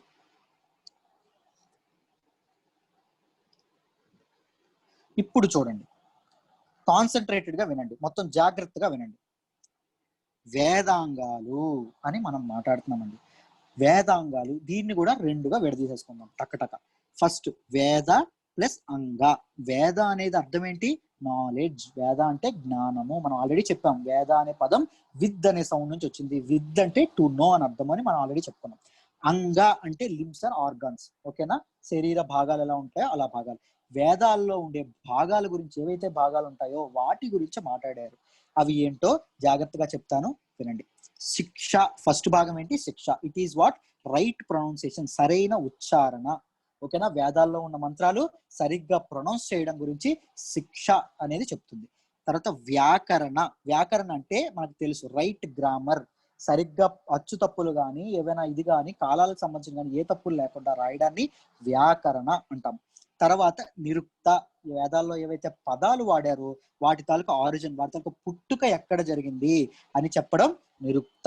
తర్వాత ఏంటి? Chanda. Division of mantras to padas. ఓకేనా? ఒక్కొక్క మంత్రాలని సెపరేట్ పాదాలుగా ఇది చేయడం. మనకు రామాయణంలో కూడా మనం మాట్లాడుకుంటే చాలా కాండలు, సుందరాకాండ కానీ ఇలాంటి కాండలు చాలా ఉంటాయి, రైట్? అలా మంత్రాలని విడదీసే కార్యక్రమం ఏదైతే ఉంటుందో, ఇది ఉంటుందో, పాలసీ ఏదైతే ఫాలో అయ్యే ఇన్స్ట్రక్షన్స్ ఉంటాయో దాన్ని చంద అంటాం. తర్వాత జ్యోతిష. జ్యోతిష్యం అంటే మీకు ఇప్పటికీ తెలుసు ఏంటి? Vedic astrology, right? ఆస్ట్రాలజీని మనం ఏమంటాం? జ్యోతిష అంటాం. కల్ప. కల్ప అంటే ఏంటమ్మా? Rituals are domestic rituals performed by individual. ఒక మనిషి తన జీవిత కాలంలో చేయాల్సిన పనులు. అంటే పెళ్ళైన తర్వాత సత్యనారాయణ వ్రతం చేయాలి, పిల్లల గర్భధారణ ఎప్పుడైతే అవుతుందో, మనకి ప్రెగ్నెంట్ అని ఎప్పుడు తెలుస్తుందో అప్పుడు మళ్ళీ లక్ష్మీదేవికి, సంతాన లక్ష్మికి పూజ చేయాలి. పిల్లలు ఎప్పుడైతే పుడతారో వాళ్ళు కొంత ఎదిగిన తర్వాత వాళ్ళకి ఒడుగు చేయాలి. దాని తర్వాత పెళ్లిలో కన్యాదానం అనేది చెయ్యాలి. ఇలాంటి ఏవైతే మనిషి జీవితంలోని షోడశ కర్మాలు ఉంటాయి, ఆ కర్మలు ఏవైతే ఉన్నాయో 16 కర్మలు ఉంటాయి, అవైతే ఏవైతే ఉన్నాయో వాటి గురించి మాట్లాడేది కల్ప. ఓకేనా? వాటి గురించి ఏవైతే చెప్తుందో అది దాన్ని కల్ప అంటారు. వేదాంగ అంటే ఏంటి? వేద ప్లస్ అంగ అంటే knowledge plus limbs plus organs. వేదాలకు సంబంధించిన ఆర్గాన్స్ ని వేదాంగ అంటాం. దానిలో ఉన్నది ఏంటి? శిక్ష అంటే రైట్ ప్రొనౌన్సియేషన్, కరెక్ట్ ప్రొనౌన్సియేషన్. వ్యాకరణ అంటే రైట్ గ్రామర్, పెర్ఫెక్ట్ గ్రామర్. నిరుక్త అంటే పదాలు ఎలా ఆవిర్భవించాయి అనే దాని గురించి తెలపడం నిరుక్త. చంద అంటే ఏంటమ్మా? మంత్రాసిని పాదాల లెక్క ఎలా విడగొడుతున్నారు అని చెప్పేది చంద. జ్యోతిష అంటే ఏంటి? Vedic astrology. ఆస్ట్రాలజీకి జ్యోతిష్యం గురించి, గ్రహాల తాలూకా సంచారం గురించి. గ్రహాల తాలూకా సంచారం అనేది మనిషి జీవితం మీద ప్రభావం చూపిస్తోంది, దాని గురించి మాట్లాడేది జ్యోతిష. కల్ప. కల్ప అంటే ఏంటి? మనిషి తన జీవిత కాలంలో ఏవైతే పనులు చేస్తాడో, మ్యాండేటరీ థింగ్స్ ఏవైతే ఉంటాయో వాటి గురించి మాట్లాడేది కల్ప. ఓకేనా? అందరికీ అర్థమైందనే అనుకుంటున్నాను. ఇప్పుడు చూడండి,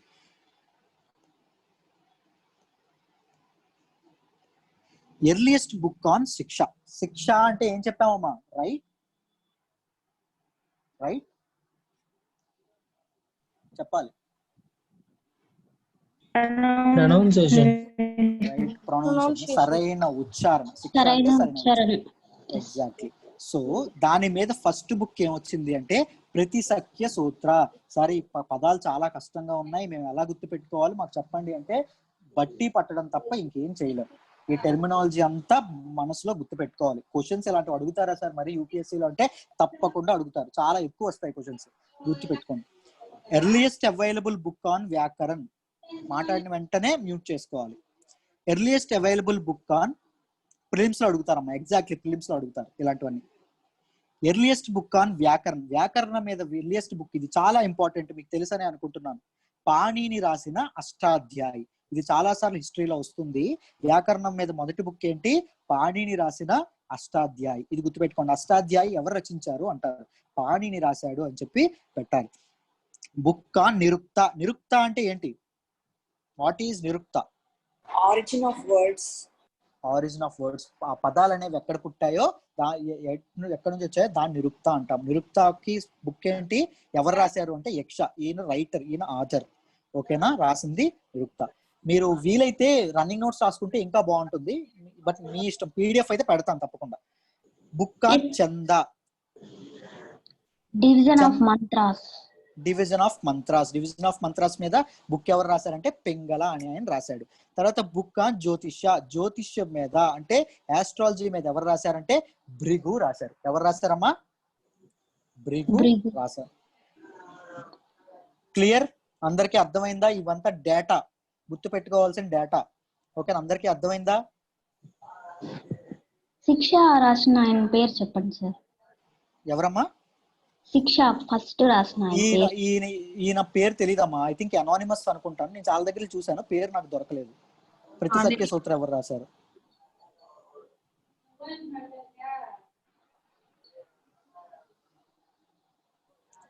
చెప్పండి. ఉపనిషత్తులు ఎన్ని మొత్తం?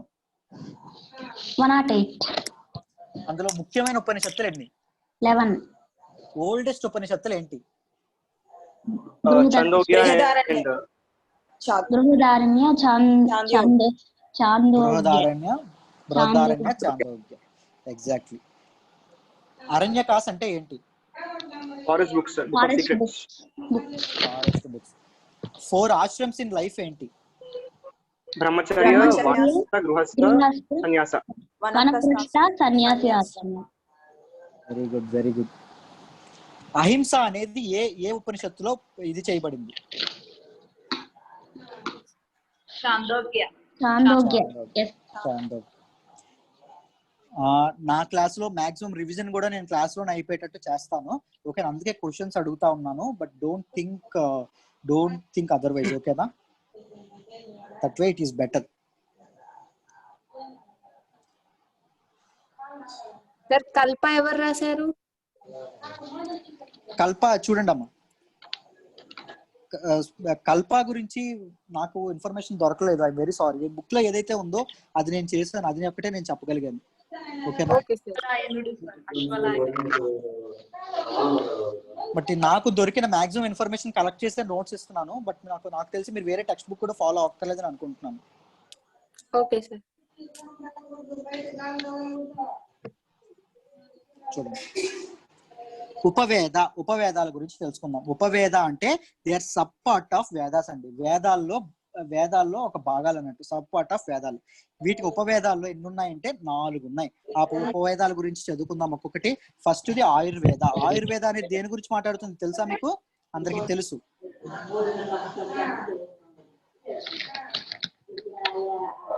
ఆయుర్వేద అనేది దేని గురించి మాట్లాడుతుంది?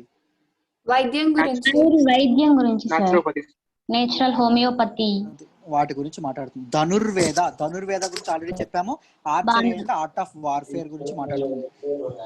స్థపత్య వేద అది వాస్తు గురించి మాట్లాడుతుంది. అంటే మన ఇంటి నిర్మాణం కూడా మన దీని మీద ఆధారపడి ఉంటుంది. ఇది మన జీవితాల మీద ప్రభావితం చూపిస్తుంది. ఇప్పటికీ చెప్తాం కదా, ఈశాన్యంలో బరువు ఉండకూడదు, నైరుతిలో ఇది ఉండాలి, అది ఉండాలి, దేవుడి విగ్రహాలు ఇక్కడ ఉండాలి. అది ఇప్పటికీ మనం ఫాలో అవుతున్నాం. మీరు గమనిస్తే వేదాల్లో ఎప్పుడో రాశారు. తర్వాత ఏంటి? గాంధర్వ వేద ఏంటి? మ్యూజిక్ అండ్ డాన్స్ గురించి మాట్లాడుతుంది. ఆయుర్వేద యొక్క గాడ్ ఆఫ్ ఆయుర్వేద ఎవరు అంటే ధన్వంతరి. ఓకేనా? ఇది ఒకసారి యూపీఎస్సీలో అడిగాడు, గుర్తుపెట్టుకోండి. గాడ్ ఆఫ్ ఆయుర్వేద ఎవరు? ధన్వంతరి. ఆయుర్వేదాలో 3 గురించి మాట్లాడారండి. కాయ చికిత్స, సలాయన్ తంత్ర, రసాయన్ తంత్ర. వీటి గురించి మాట్లాడారు, చికిత్స గురించి. కాయ చికిత్స అంటే ఏంటో చెప్పగలరా? కాయ చికిత్స అంటే నాటకాలను చేసి నాటి చికిత్స అన్నట్టు. ఎగ్జాక్ట్లీ. నాటు వైద్యం ఏదైతే ఉంటుందో, జ్వరంకి గట్రా ఏవైతే ఇది చేస్తారో వాటిని కాయ చికిత్స అంటాం. సలాయాన్ తంత్ర అంటే ఏంటో తెలుసా?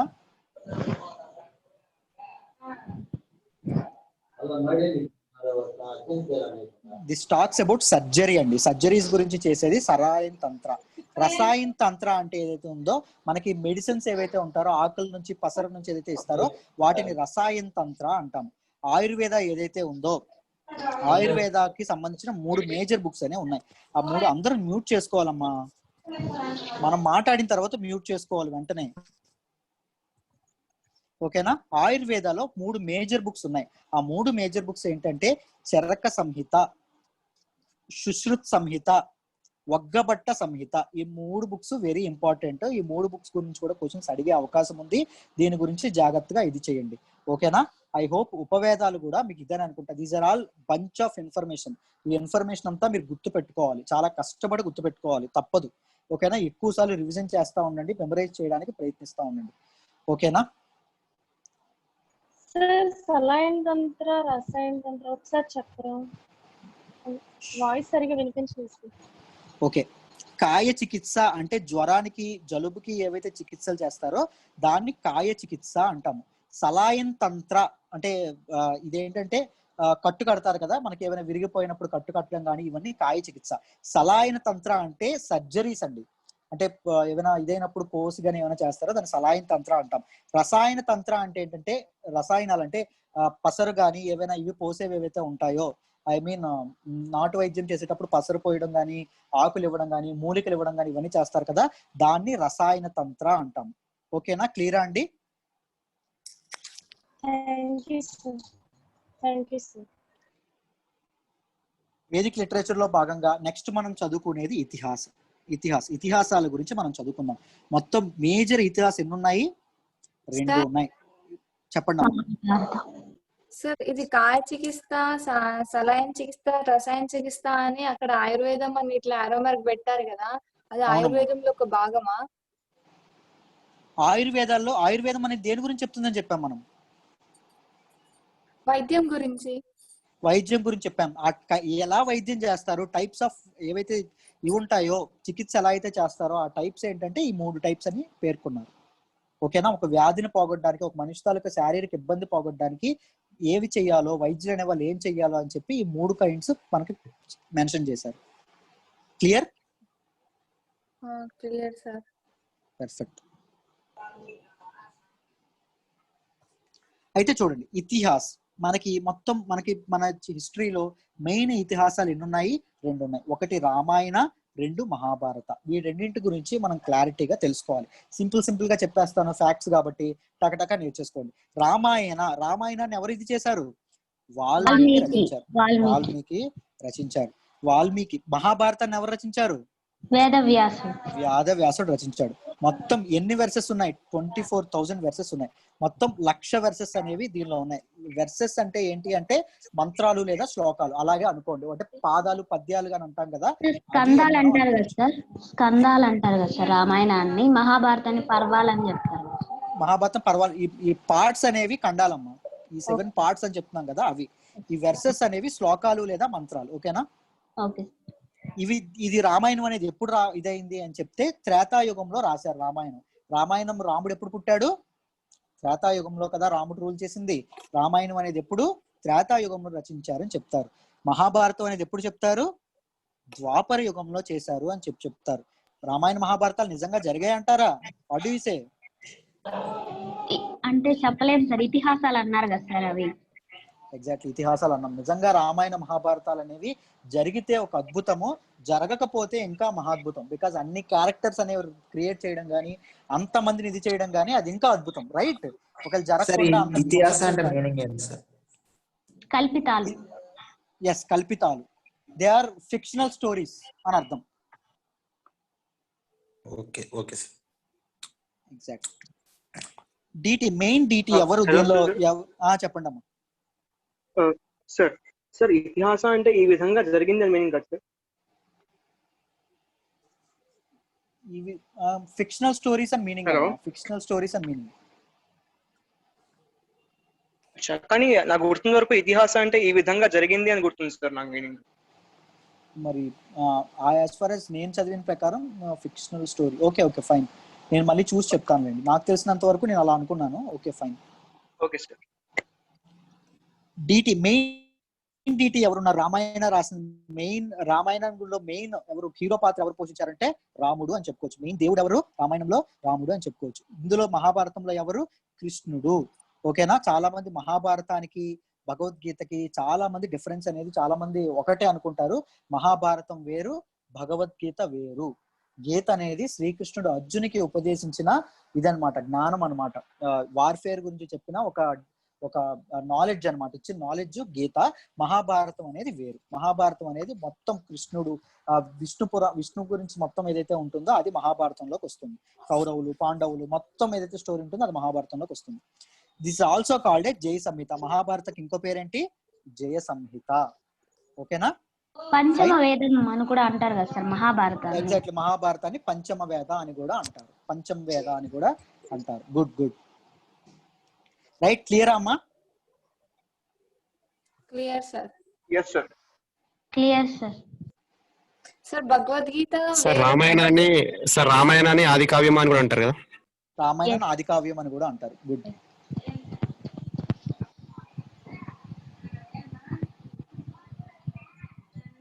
ఇతిహాస్ అంటే స్టోరీ అని అర్థం అంటమ్మా. నేను ఇప్పుడే గూగుల్ చేసి చూసాను. ఇతిహాస్ అంటే స్టోరీ అని అర్థం అంట, అంటే కథలు. ఓకే కథ అని అర్థం. ఓకేనా? ఓకే. సార్ ఇప్పుడు రామసేతు వంతెన ఉంది కదా సార్ ఇక్కడ శ్రీలంక దగ్గర, అది నిజంగానే రాముడు కట్టించింది అని చెప్తారా sir? Stick to the point అమ్మా, స్టిక్ టు ద పాయింట్. అవన్నీ మనకి ఎగ్జామ్ లో అడగరు. ఓకేనా?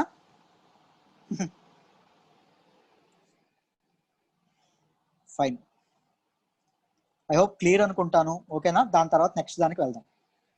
అంటే సార్ ఇది రామాయణం మహాభారతం జరిగిందా జరగలేదా అనేది చాలా అంటే కాంట్రవర్సీ స్టోరీస్ కదా sir. It is still under debate. అవును, స్టిల్ అండర్ డిబేట్, ఎవరికి తెలియదు. సో అంటే తెలుసుకోవాల్సిన అవసరం ఎట్లయినా ఉంది సార్, అట్లా అని చెప్పేసి కొద్దిగా. ఓకే, భగవద్గీత వేరునా సార్? భగవద్గీత వేరు, మహాభారతం వేరు కదమ్మా. భగవద్గీత ఓన్లీ శ్రీకృష్ణుడు అర్జునుడికి ఏదైతే బోధించాడో యుద్ధం జరుగుతున్నప్పుడు, కురుక్షేత్రం జరుగుతున్నప్పుడు, అదే భగవద్గీత. మహాభారతం అనేది కౌరవులు ఎక్కడి నుంచి పాండవులు ఎక్కడి నుంచి మొత్తం అంతా స్టోరీ వస్తుంది మహాభారతం. మహాభారతంలోనే ఒక భాగం కదా సార్. భాగం, ఎగ్జాక్ట్లీ. సరే చూడంండి, మహాభారతంలోని భీష్మ పర్వంలోని ఒక భాగమే Bhagavad Gita. Types of vivah are marriages. Marriages ఏమున్నాయి, మ్యారేజెస్ లో అప్పుడు వేదిక్ సివిలైజేషన్ మ్యారేజెస్ ఎలా జరిగాయి, వాటి గురించి మాట్లాడదాం. ఎందుకు అంటే మొన్న యూపీఎస్సీ కాదు, లాస్ట్ ఇయర్ 2018 యూపీఎస్సీలో ఇది అడిగారు. దైవ వివాహం అంటే ఏంటి అని చెప్పమని మనకు క్వశ్చన్ అడిగారు. సో అన్నింటి గురించి ఒకసారి నేర్చుకోవడం అనేది మనకు చాలా అవసరం. ఓకేనా? ఒకసారి చెప్తాను వినండి. అనులోమ వివాహం అంటే ఏంటంటే, ఎవరైతే గ్రూమ్ ఉంటాడో, పెళ్లి కొరకు ఎవరైతే ఉంటారో ఆయన హయ్యర్ క్యాస్ట్ లో ఉండడం, పెళ్లి కూతురు అనేది లోవర్ క్యాస్ట్ లో ఉండడం, దాని అనులోమ వివాహం అంటాము. ప్రతిలోమ వివాహం అంటే ఏంటి అంటే, గ్రూమ్ అనే ఆయన లోవర్ క్యాస్ట్, ఎగ్జాక్ట్ ఆపోజిట్ అమ్మ బ్రైడ్ అనేవారు హయ్యర్ క్యాస్ట్. ఇలా ఉండేదాన్ని ప్రతిలోమ వివాహ అంటాం. అనులోమ వివాహ ఆపోజిట్ ఏంటి? ప్రతిలోమ వివాహ. ఇది గుర్తుపెట్టుకోండి. బ్రహ్మ వివాహ అంటే ఏంటి అంటే, మనకి ఇప్పుడు సాధారణంగా మన దగ్గర జరుగుతాయి కదా పెళ్లిళ్ళు, అలాగా. అంటే ఒక పెళ్లి కొడుకు పెళ్లి కూతురికి పెళ్ళైనప్పుడు పెళ్లి కూతురు కుటుంబం వాళ్ళు పెళ్లి కొడుకు ఒక గౌరీ ఇచ్చారనుకోండి, కట్నంగా ఏదైనా నివేదించారనుకోండి, సమర్పించారనుకోండి, దాన్ని బ్రహ్మ వివాహ అంటాము. రెండవది ప్రజాపత్య వివాహ. ప్రజాపత్య వివాహం అంటే ఏంటంటే, మ్యారేజ్ వితౌట్ దౌరీ, అంటే కట్నం తీసుకోకుండా ఆదర్శ వివాహం ఎవరైనా చేసుకున్నారనుకోండి, ఆ పెళ్లిని ప్రజాపత్య వివాహం అంటాము. తర్వాత దైవ వివాహం అంటే, ఇది చాలా ఇబ్బంది కలిగించినట్టు ఉంటుంది, బట్ యూపీఎస్సీ అడిగారు. చూడండి, ఇది మనం మా ఇంట్లో పూజ జరిగింది అనుకోండి, ఎవరైనా ఇంట్లో పూజ జరిగింది, పంతుల్ని పిలుస్తారు. పంతుల్ని పిలిచి పూజ అంతా జరిగిన తర్వాత, పూజ అంతా జరిగిన తర్వాత బ్రాహ్మణుడికి దక్షిణ కింద ఎవరైతే వాళ్ళ డాటర్ని ఇచ్చి పెళ్లి చేశారనుకోండి, దాన్ని దైవ వివాహము అంటాం. వేయడానికి ఇబ్బందిగా ఉంటది, కానీ ఇలాంటి ఇవి కూడా ఒకప్పుడు ఫాలో అయ్యేవాళ్ళు. తర్వాత హర్ష వివాహ అంటే బ్రైడ్ ప్రైస్, అంటే పెళ్లి కొడుకు పెళ్లి కూతురు కుటుంబానికి ఎంతో కొంత డబ్బిచ్చి పెళ్లి చేసుకోవడాన్ని హర్ష వివాహ అంటాం. ఓకేనా? ఇంతవరకు. నెక్స్ట్ గాంధర్వ వివాహ అంటే కైండ్ ఆఫ్ లవ్ మ్యారేజ్. అంటే మన లైఫ్ పార్ట్నర్ ని మనమే చూస్ చేసుకోవడం. పెళ్లి కొడుకు తనకి ఇష్టం వచ్చిన పెళ్లి కూతురుని చూసుకోవడం. పెళ్లి కూతురు అనేవాళ్ళు అంటే స్వయంవరంలో జరుగుతుంది కదా, ఒకప్పుడు జరిగేది కదా, అలాగా పెళ్లి కూతురు అనేది పెళ్లి కొడుకుని సెలెక్ట్ చేసుకోవడం, దీన్ని గాంధర్వ వివాహ అంటాము. ఇవన్నీ యాక్సెప్టెడ్ ఫార్మ్స్ ఆఫ్ వివాహ. ఇవన్నీ ఒకప్పుడు ప్రివలెంట్ గా ఉండేవి, కరెక్ట్ గానే జరిగేటట్టు ఉండేవి. బట్ అన్యాక్సెప్టెడ్ ఫార్మ్స్ ఆఫ్ వివాహ అనేవి ఇక్కడ నుంచి మొదలవుతాయి. చూడండి, అసుర వివాహ అంటే ఏంటంటే, ఒక ఆడపిల్లని, నేను ఎంత ఏజ్ ఉన్నా, నేను ఒక 60,000 ఏజ్ ఉంది, నా భార్య చనిపోయింది, ఆ టైంలో నేను ఒకరి దగ్గరికి వెళ్ళి మీ అమ్మాయిని నాకు అమ్మేయండి అని చెప్పి డబ్బులు ఇచ్చి ఆ అమ్మాయిని కొనుక్కొని నేను బలవంతంగా పెళ్లి చేసుకున్నాను అనుకోండి, దాన్ని ఏమంటాము? అసుర వివాహ అంటాము. రాక్షస వివాహ అంటే marriage with a daughter of A defeated king. అంటే నేను ఒక రాజ్యం పైన దండెత్తిన తర్వాత అవతల రాజు ఓడిపోయాడు, ఆయన అనుమతి లేకుండా వాళ్ళ కూతురు నేను బలవంతంగా పెళ్లి చేసుకున్నాను అనుకోండి, దాన్ని రాక్షస వివాహ అంటాము. అసురన్న రాక్షసన్న ఒకటే, కాకపోతే జాగ్రత్తగా దీని మధ్య డిఫరెన్స్ అనేది గమనించండి. దాని తర్వాత పిశాచ్ వివాహ అంటే ఏంటంటే, marriage with a girl after kidnapping her. అంటే ఒక అమ్మాయిని బలవంతంగా ఎత్తుకొని వచ్చి పెళ్లి చేసుకున్నాం అనుకోండి, అప్పుడు దాన్ని ఏమంటారు? పిశాచ్ వివాహ అంటాము. రావణుడు సీతాదేవిని ఎత్తుకెళ్ళాడా లేదా? ఎత్తుకెళ్ళి ఒకవేళ తన చిటికెల వేణు కూడా టచ్ చేయలేదు రావణుడు. ఒకవేళ నిజంగా టచ్ చేసి ఉన్నాడు అనుకోండి, తను నిజంగా పెళ్లి చేసి ఉన్నాడు అనుకోండి, అప్పుడు ఆ వివాహం ఏమయ్యేది? పిశాచ్ వివాహం అయ్యేది. ఓకేనా? ఎగ్జాంపుల్ మీకు అర్థమైందని అనుకుంటున్నాను క్లియర్ గా. డిఫరెంట్ టైప్స్ ఆఫ్ మ్యారేజెస్ కూడా ఎగ్జామ్ లో ఎప్పటికప్పుడు అడుగుతా ఉన్నాడు, అందుకోసమనే చెప్పడం జరిగింది. అందరికి క్లియరా? అర్థమైందా అన్ని వివాహం? సార్ దైవ వివాహ ఆర్ష వివాహ చెప్పండి. షూర్ అమ్మ. దైవ వివాహం అంటే ఏంటి అంటే, ఇప్పుడు ఒకరి ఇంట్లో పూజ జరిగింది అనుకోండి, బ్రాహ్మణ్ణి పూజ చేయడానికి, యజ్ఞం చేయడానికి ఒక బ్రాహ్మణ్ణి పిలుస్తారు. బ్రాహ్మణుడి పూజ అంతా అయిపోయిన తర్వాత ఎంతో కొంత దానం ఇవ్వాలి. గోదానం ఇవ్వాలి, లేకపోతే భూదానం ఇవ్వాలి, లేకపోతే కొంత డబ్బును అనేదాన్ని దానం చేయాలి. ఇవన్నీ కాకుండా బ్రాహ్మణుడికి తన కూతురునిచ్చి వివాహం చేశాడు అనుకోండి, ఆయన పిలిచిన ఆయన, దాన్ని దైవ వివాహం అంటాము. ఓకేనా? అది కూడా ఆర్యన్ పీపుల్లో ఎక్కువగా ఈ వివాహం అనేది జరిగేది. అసుర వివాహం అంటే ఏంటి అంటే, నాకు ఫుల్గా డబ్బులు ఉన్నాయి, నేను చాలా ధనవంతుణ్ణి, నాకు 60 ఏళ్ళు అయ్యాయి, నా భార్య చనిపోయింది, నేను అప్పుడు పెళ్లి చేసుకోవాలనుకున్నాను, ముచ్చట పడ్డాను. సో 20,000 అమ్మాయి ఉన్న ఫాదర్ దగ్గరికి వెళ్ళి, నేను కొంత డబ్బు ఇస్తాను తీసుకో, మీ అమ్మాయిని నాకు ఇచ్చేయి అని నేను అడిగాను అనుకోండి, ఆయన అప్పుడు పెళ్లి చేసుకున్నాడు అనుకోండి, దాన్ని అసుర వివాహం అంటాము. ఏమంటామమ్మా? అసుర వివాహం అంటాము. మీకు ఇది అర్థమైందే అనుకుంటున్నాను. అష్ట వివాహ ఏంటమ్మా?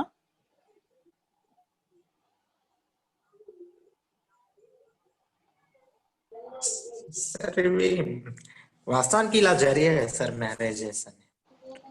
వేదాల్లో ఇవన్నీ జరిగేవనే రాస్తుంది. ఇప్పుడు మనం మాట్లాడుతున్నంత వేదిక లిటరేచర్ లో ఏదైతే ఉందో అది మాట్లాడుతున్నాం. సో వాటి గురించి మెన్షన్ చేశారంటే అవి జరిగినట్టే కదా, రైట్? అంటే బ్రాహ్మిన్స్ వాళ్ళకు అనుకూలంగా రాసుకున్నారేమో. ఎగ్జాక్ట్లీ, ఇన్స్ట్రక్షన్స్ అది కూడా ఇప్పుడు సొసైటీలో మాట్లాడేటప్పుడు మాట్లాడదాం. వాళ్ళు ఎప్పుడైతే మన పురుష సూక్తం ఏం చెప్తుంది, మొదట వాడు ఎవడు? బ్రాహ్మణుడు, రెండవలు క్షత్రియుడు, మూడవడు వైశ్యుడు, నాలుగవలు శూద్రుడు, రైట్? బ్రాహ్మణులు ఎప్పుడైతే సొసైటీలో హైయెస్ట్ పొజిషన్ ఆక్రమించుకున్నారో, రూల్స్ అండ్ రెస్ట్రిక్షన్స్ వాళ్ళు ఫ్రేమ్ చేసేవాళ్ళు వాళ్ళకి తగినట్టుగా, రైట్? తర్వాత వాళ్ళ ఆధిపత్యం వల్లే తర్వాత మతాలు అనేవి స్టార్ట్ అయిన, రిలీజియన్స్, జైనిజం కానీ బుద్ధిజం కానీ, వాటి గురించి కూడా మనం తర్వాత క్లియర్ గా మాట్లాడుకుందాం. ఓకేనా? ఇప్పుడు early Vedic period and later Vedic period, వీటి రెండింటి గురించి మాట్లాడుకుందాం. వేదిక్ పీరియడ్ అనేది ఎప్పటి నుంచి ఎప్పటి వరకు ఉందని చెప్పాను, చెప్పండి. మొత్తం ఎరా అనేది టైం చెప్పాం, చెప్పండి, చెప్పాలి ఎవరైనా.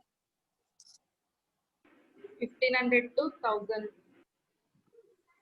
1500 BC to 600 BC. 600 BC. ఓకేనా? ఇది మొత్తం వేదిక్ కేస్ పీరియడ్. దీనిలో ఎర్లీ వేదిక్ పీరియడ్ ఎంత అంటే 1500 to 1000 అమ్మ ఎర్లీ. లేటర్ వేదిక్ పీరియడ్ ఎప్పుడు అంటే 1000 to 600 BC. మీకు అర్థమైందనే అనుకుంటున్నాను. సో మీకు టైం లైన్ అనేది తెలిసింది కదా. ఇప్పుడు ఎర్లీ వేదిక్ సొసైటీ ఎలా ఉండేది, ఈ సొసైటీ ఎలా ఉండేదో చూద్దాం. అసలు ఎలా సార్ ఎర్లీ వేదిక్ అని చెప్పారు, మొత్తం అంతా వేదిక అనే చెప్పారు కదా, మళ్ళీ రెండుగా విడగొట్టారు ఎందుకు అంటే, బుక్స్ లో మనం ఎప్పుడైతే అధ్యయనం చేస్తున్నామో లైఫ్ స్టైల్లో, మనిషి లైఫ్ స్టైల్లో చేంజెస్ అనేవి కనిపించాయమ్మా. ఆ చేంజెస్ ని గమనించుకొని హిస్టారియన్స్ వేదిక్ సొసైటీ మొత్తం ఒకలా లేదు, రెండు టైం లైన్స్ అనేవి నడిచినాయి, జనాలు రెండు విధాలుగా బతికారు. ఓకేనా? అలాంటి ఒక డివిజన్ అనేది చేసి రెండు విధాలుగా ఎర్లీ వేదిక్ పీరియడ్ అనేది, లేటర్ వేదిక్ పీరియడ్ అనేది ఇది చేశారు. ఆ డిఫరెన్సెస్ దేని దృష్టిలో పెట్టుకొని చేశారంటే, అప్పటి సొసైటీ సోషల్ లైఫ్ ఎలా ఉండేది, దాంతో పొలిటికల్ లైఫ్ ఎలా ఉండేది, దాంతో పాటు ఎకనామిక్ లైఫ్ ఎలా ఉండేది, ఈ మూడింటిని బేస్ చేసుకొని ఏం చేశారు, డివిజన్ అనేది చేయడం జరిగింది, రైట్? ఆ డివిజన్ ఎలా ఉండేది, ఏంటి చేంజెస్ ఏమొచ్చినాయని ఇప్పుడు మనం మాట్లాడుకుందాం, జాగ్రత్తగా వినండి. ఓకేనా? ఇది ఈ డిఫరెన్సెస్ మనం మాట్లాడుకుంటే వేదిక్ సివిలైజేషన్ కంప్లీట్ అయిపోతుంది. నేను తర్వాత ఏదైతే టెస్ట్ పెడతానో ఆ టెస్ట్ లో నేను చెప్పను కూడా వస్తాయి. టెస్ట్ లో ఆ టెస్ట్ రాస్తేనే మీకు మొత్తం వేదిక్ సివిలైజేషన్ అనేది కంప్లీట్ అయినట్టు. ఓకేనా? సార్ కొన్ని విడిచిపెట్టారు లేకపోతే కొన్ని చెప్పలేదు అని మాత్రం అనుకోవద్దు. మాక్సిమం నేను క్లాస్ లోనే కవర్ చేస్తాను, ఏమైనా మిగిలితే టెస్ట్ లో ఉంటాయి. టెస్ట్లు అనేవి రాస్తేనే మీకు ఫుల్ ఫ్లెడ్జ్డ్ గా చాప్టర్ అనేది కంప్లీట్ అయినట్టు, అది గుర్తుపెట్టుకోండి. ఓకేనా? జాగ్రత్తగా వినండి, చాలా కాన్సన్ట్రేటెడ్ గా వినండి. ఇది మెయిన్స్ కి ఇది చాలా ఇంపార్టెంట్. ఇవన్నీ ఇక్కడ వరకు మనం ప్రిలిమ్స్ మాట్లాడాం, ఇప్పుడు వరకు ఇక్కడ నుంచి మెయిన్స్ కి ఇంపార్టెంట్, జాగ్రత్తగా వినండి. ఎర్లీ వేదిక్ పీరియడ్ అండి. ఎర్లీ వేదిక్ పీరియడ్ ఎప్పటి నుంచి ఎప్పటి వరకు అన్నాము, 1500 BC నుంచి 1000 BC, 1500 BC నుంచి 1000 BC అని చెప్పాం. దాని రిగ్వేదిక్ సొసైటీ అని కూడా అన్నాం. రిగ్వేదిక్ సొసైటీ అని ఎందుకు అంటారు అంటే, ఈ ఎర్లీ వేదిక్ పీరియడ్ లోనే మనకి రిగ్వేద అనేది రాయడం అనేది జరిగింది, రైట్? ఇప్పుడు పేట్రియార్కీ వాజ్ ఫాలోడ్ అండి. పేట్రియార్కీ అంటే ఏంటో చెప్పండి. పితృసామ్య వ్యవస్థ. పితృసామ్య వ్యవస్థ అంటే మగాడు ఆధిపత్యం, కుటుంబంలోని మేల్ పీపుల్ యొక్క ఆధిపత్యం అనేది ఎక్కువగా ఉండేది. అలా ఏంటి సార్, అయితే ఇప్పుడు ఎలా ఉమెన్ బలహీనంగా ఉండేవాళ్ళో అప్పుడు బలహీనంగా ఉండేవాళ్ళ అని అడిగితే లేదమ్మా. ఉమెన్ కి కావాల్సిన లిబర్టీ అనేది చాలా ఉండేది. ఉమెన్ అనేవాళ్ళు చాలా చాలా దీనిలో పార్టిసిపేట్ కూడా చేసేవాళ్ళు. ఎప్పుడు ఎర్లీ వేదిక్ సొసైటీలో. ఓకేనా. మ్యారేజెస్ కూడా మోనోగమి అంటే ఒక మగాడు ఒక్కరినే పెళ్లి చేసుకునేవాడు. దాంతో పాటు ఇండిజాల్వబుల్ అంటే మనకి డైవర్స్ సిస్టమ్, విడిపోవడాలు, మళ్ళీ ఇంకొకరిని పెళ్లి చేసుకోవడాలు, ఈ సిస్టమ్ అనేది ఉండేది కాదు. ఒకరి మెడలో 3 ముళ్ళు వేస్తే జీవితాంతం కట్టె కాలేంత వరకు ఆవిడతోనే మగాడనేవాడు బతికేవాడు. అప్పుడు మ్యారేజెస్ అనేవి ఎలా ఉండేవి, మోనోగమి ఫాలో అయ్యేవాళ్ళు, అంటే ఒక్కరినే పెళ్లి చేసుకునే వాళ్ళు. రైట్, అది మనం జాగ్రత్తగా గమనించుకోండి. మ్యారేజెస్ కూడా చైల్డ్ మ్యారేజెస్ అనే ఉండేవి కాదమ్మా. ఓన్లీ మెచ్యూర్ అయిన తర్వాతే మ్యారేజెస్ అనేవి అయ్యేవి. చైల్డ్ మ్యారేజ్ 7 ఏళ్ళకి 8 ఏళ్ళకి 10 ఏళ్ళకి పెళ్ళిళ్ళు అనేవి జరిగేవి కాదు. అంటే వాళ్ళు మంచి లైఫ్ స్టైల్ ఫాలో అవుతున్నట్ట, తప్పు లైఫ్ స్టైల్ ఫాలో అవుతున్నట్ట?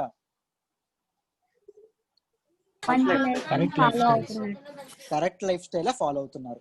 చూడండి, నోబుల్ క్లాస్ ఎవరైతే ఉన్నారో వాళ్ళు మాత్రం ఎక్కువ మందిని పెళ్లి చేసుకునేవాళ్ళు. ఎవరైతే బ్రాహ్మణులు ఉన్నారో, ఎవరైతే పెద్ద పెద్ద క్షత్రియులు ఉన్నారో వాళ్ళు మాత్రం ఈ ఎక్కువ మంది ఆ భార్యల్ని పెళ్లి చేసుకున్నారు. పోలోగమి అనేది వాళ్ళలో మాత్రం ఉండేది. ఉమెన్ కి సరైన ఇది కూడా ఉండేది అని చెప్పుకున్నాం. Women was allowed to participate in సభా సమితి విధాత.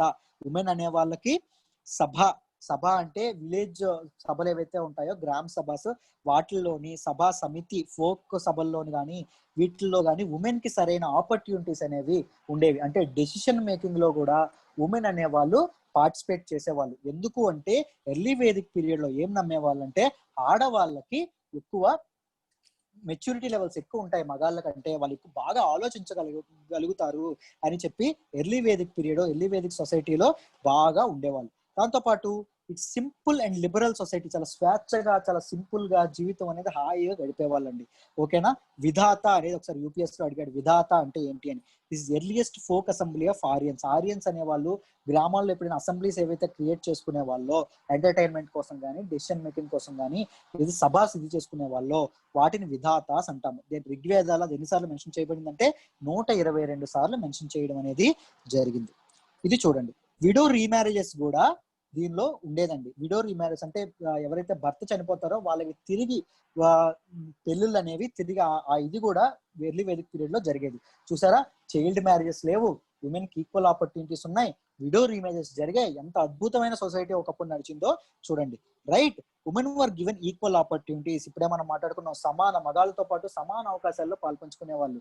అంటే ఎర్నింగ్ లో కానీ, చదువులో కానీ, డెసిషన్ మేకింగ్ లో కానీ, అడ్మినిస్ట్రేషన్ లో కానీ ఉమెన్ అనేవాళ్ళు సమానంగా ఉండేవాళ్ళు. But famous women poets famous ఋగ్వేదాల మెన్షన్ చేయని వాళ్ళు అపాల, విశ్వర, లోపముద్ర. వీళ్ళ ముగ్గురు గురించి ఎక్కువగా ఉమెన్ పోయిట్స్, ఈ ముగ్గురు ఉమెన్ పోయిట్స్ గురించి ఋగ్వేదాలు ఎక్కువ మెన్షన్ చేయడం అనేది జరిగింది. స్టేపుల్ క్రాప్ ఎక్కువగా తినేది ఏంటి అంటే వాళ్ళు రైస్ అండ్ బార్లీ. రైస్ ని, బార్లీని ఎక్కువగా ఎర్లీ వేదిక్ పీరియడ్ లోని ఎక్కువ కన్జ్యూమ్ చేయడం అనేది జరిగింది. ఓకేనా. ఇవి ఇచ్చారండి, ఇది గుర్తుపెట్టుకోండి. ఇవి యూపీఎస్ ఈ టెర్మినాలజీ ఎక్కువ అడుగుతాడు గ్లిమ్స్ లో.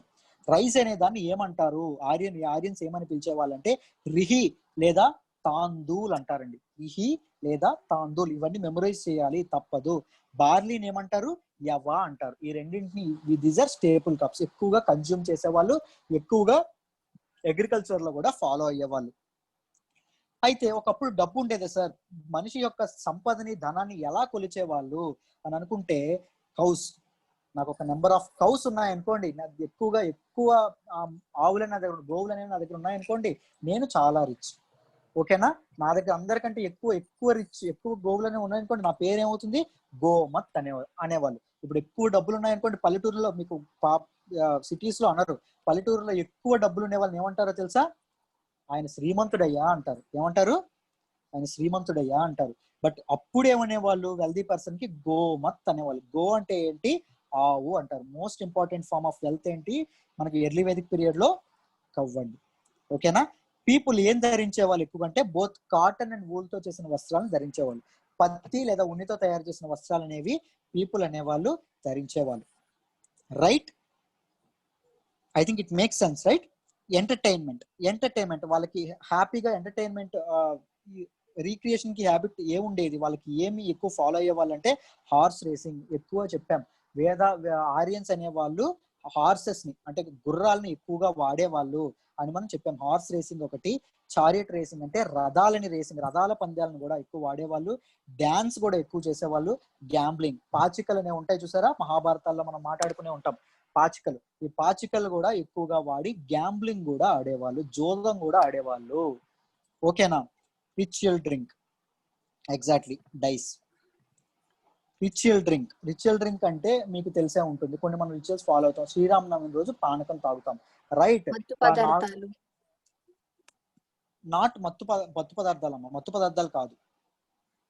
పూజలు చేసినప్పుడు ఒక ఇంటాక్సికెంట్ ఇవి వాళ్ళు పానీయాలు సేవించేవాళ్ళు. పానకం ఎలాగా, దాంతో పాటు మనం నాగుల చవితి రోజు ఒక నువ్వులతో చేసిన ఒక ప్రసాదం తింటాం, ఒక స్పెసిఫైడ్ థింగ్స్ ఉంటాయి. అలాంటి రిచువల్ డ్రింక్ సోమ. ఈ సోమ అనే ఆయన ఎవరు చెప్పండి, మనం మాట్లాడాం నిన్న. God of intoxicants right. వీళ్ళు ఎలా ఫాలో అయ్యే వాళ్ళంటే పూజ చేసి నిజంగా ఆ పానీయం తాగితే మన ఒంట్లో ఉన్న ఏవైతే క్రిమికీటకాలు ఏవైతే ఉంటాయో అవన్నీ ఒక్కసారి పోతాయి అని చెప్పి వీళ్ళు నమ్మేవాళ్ళు. ఆరియన్స్ ఇది చేసిన రిచువల్ డ్రింక్ ఏంటి, సోమ. ఇలాంటి క్వశ్చన్స్ ఎక్కువగా అడుగుతా ఉంటాడు ప్రిలిమ్స్ లో. క్లియర్ చెప్పాం కదమ్మా, గాడ్ ఆఫ్ ఇంటాక్సికెంట్స్.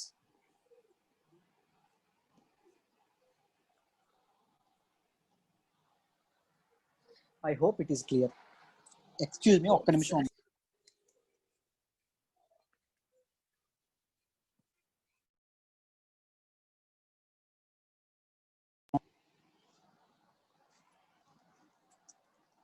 చెప్పండి. సతీ సహగమనం కూడా అంటే భర్త చనిపోయిన తర్వాత భార్యని దీనిలో పెట్టి ఇదవ్వడం కూడా, అలాంటి బ్యాడ్ ప్రాక్టీసెస్ కూడా ఎర్లీ వేదిక్ పీరియడ్ లో ఉండేవి కాదండి. ఓకేనా. జనాలు చాలా లిబరల్ గా, స్వేచ్ఛగా, చక్కగా ఆడవాళ్ళకి మంచి గౌరవం దక్కేది, హాయిగా బతికేవాళ్ళు.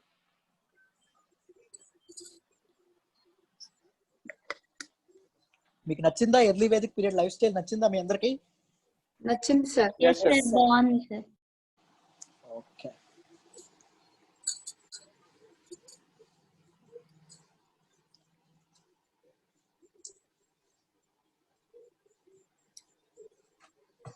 చెప్తానమ్మా, చెప్తాను. నెక్స్ట్ అవే వస్తాయి.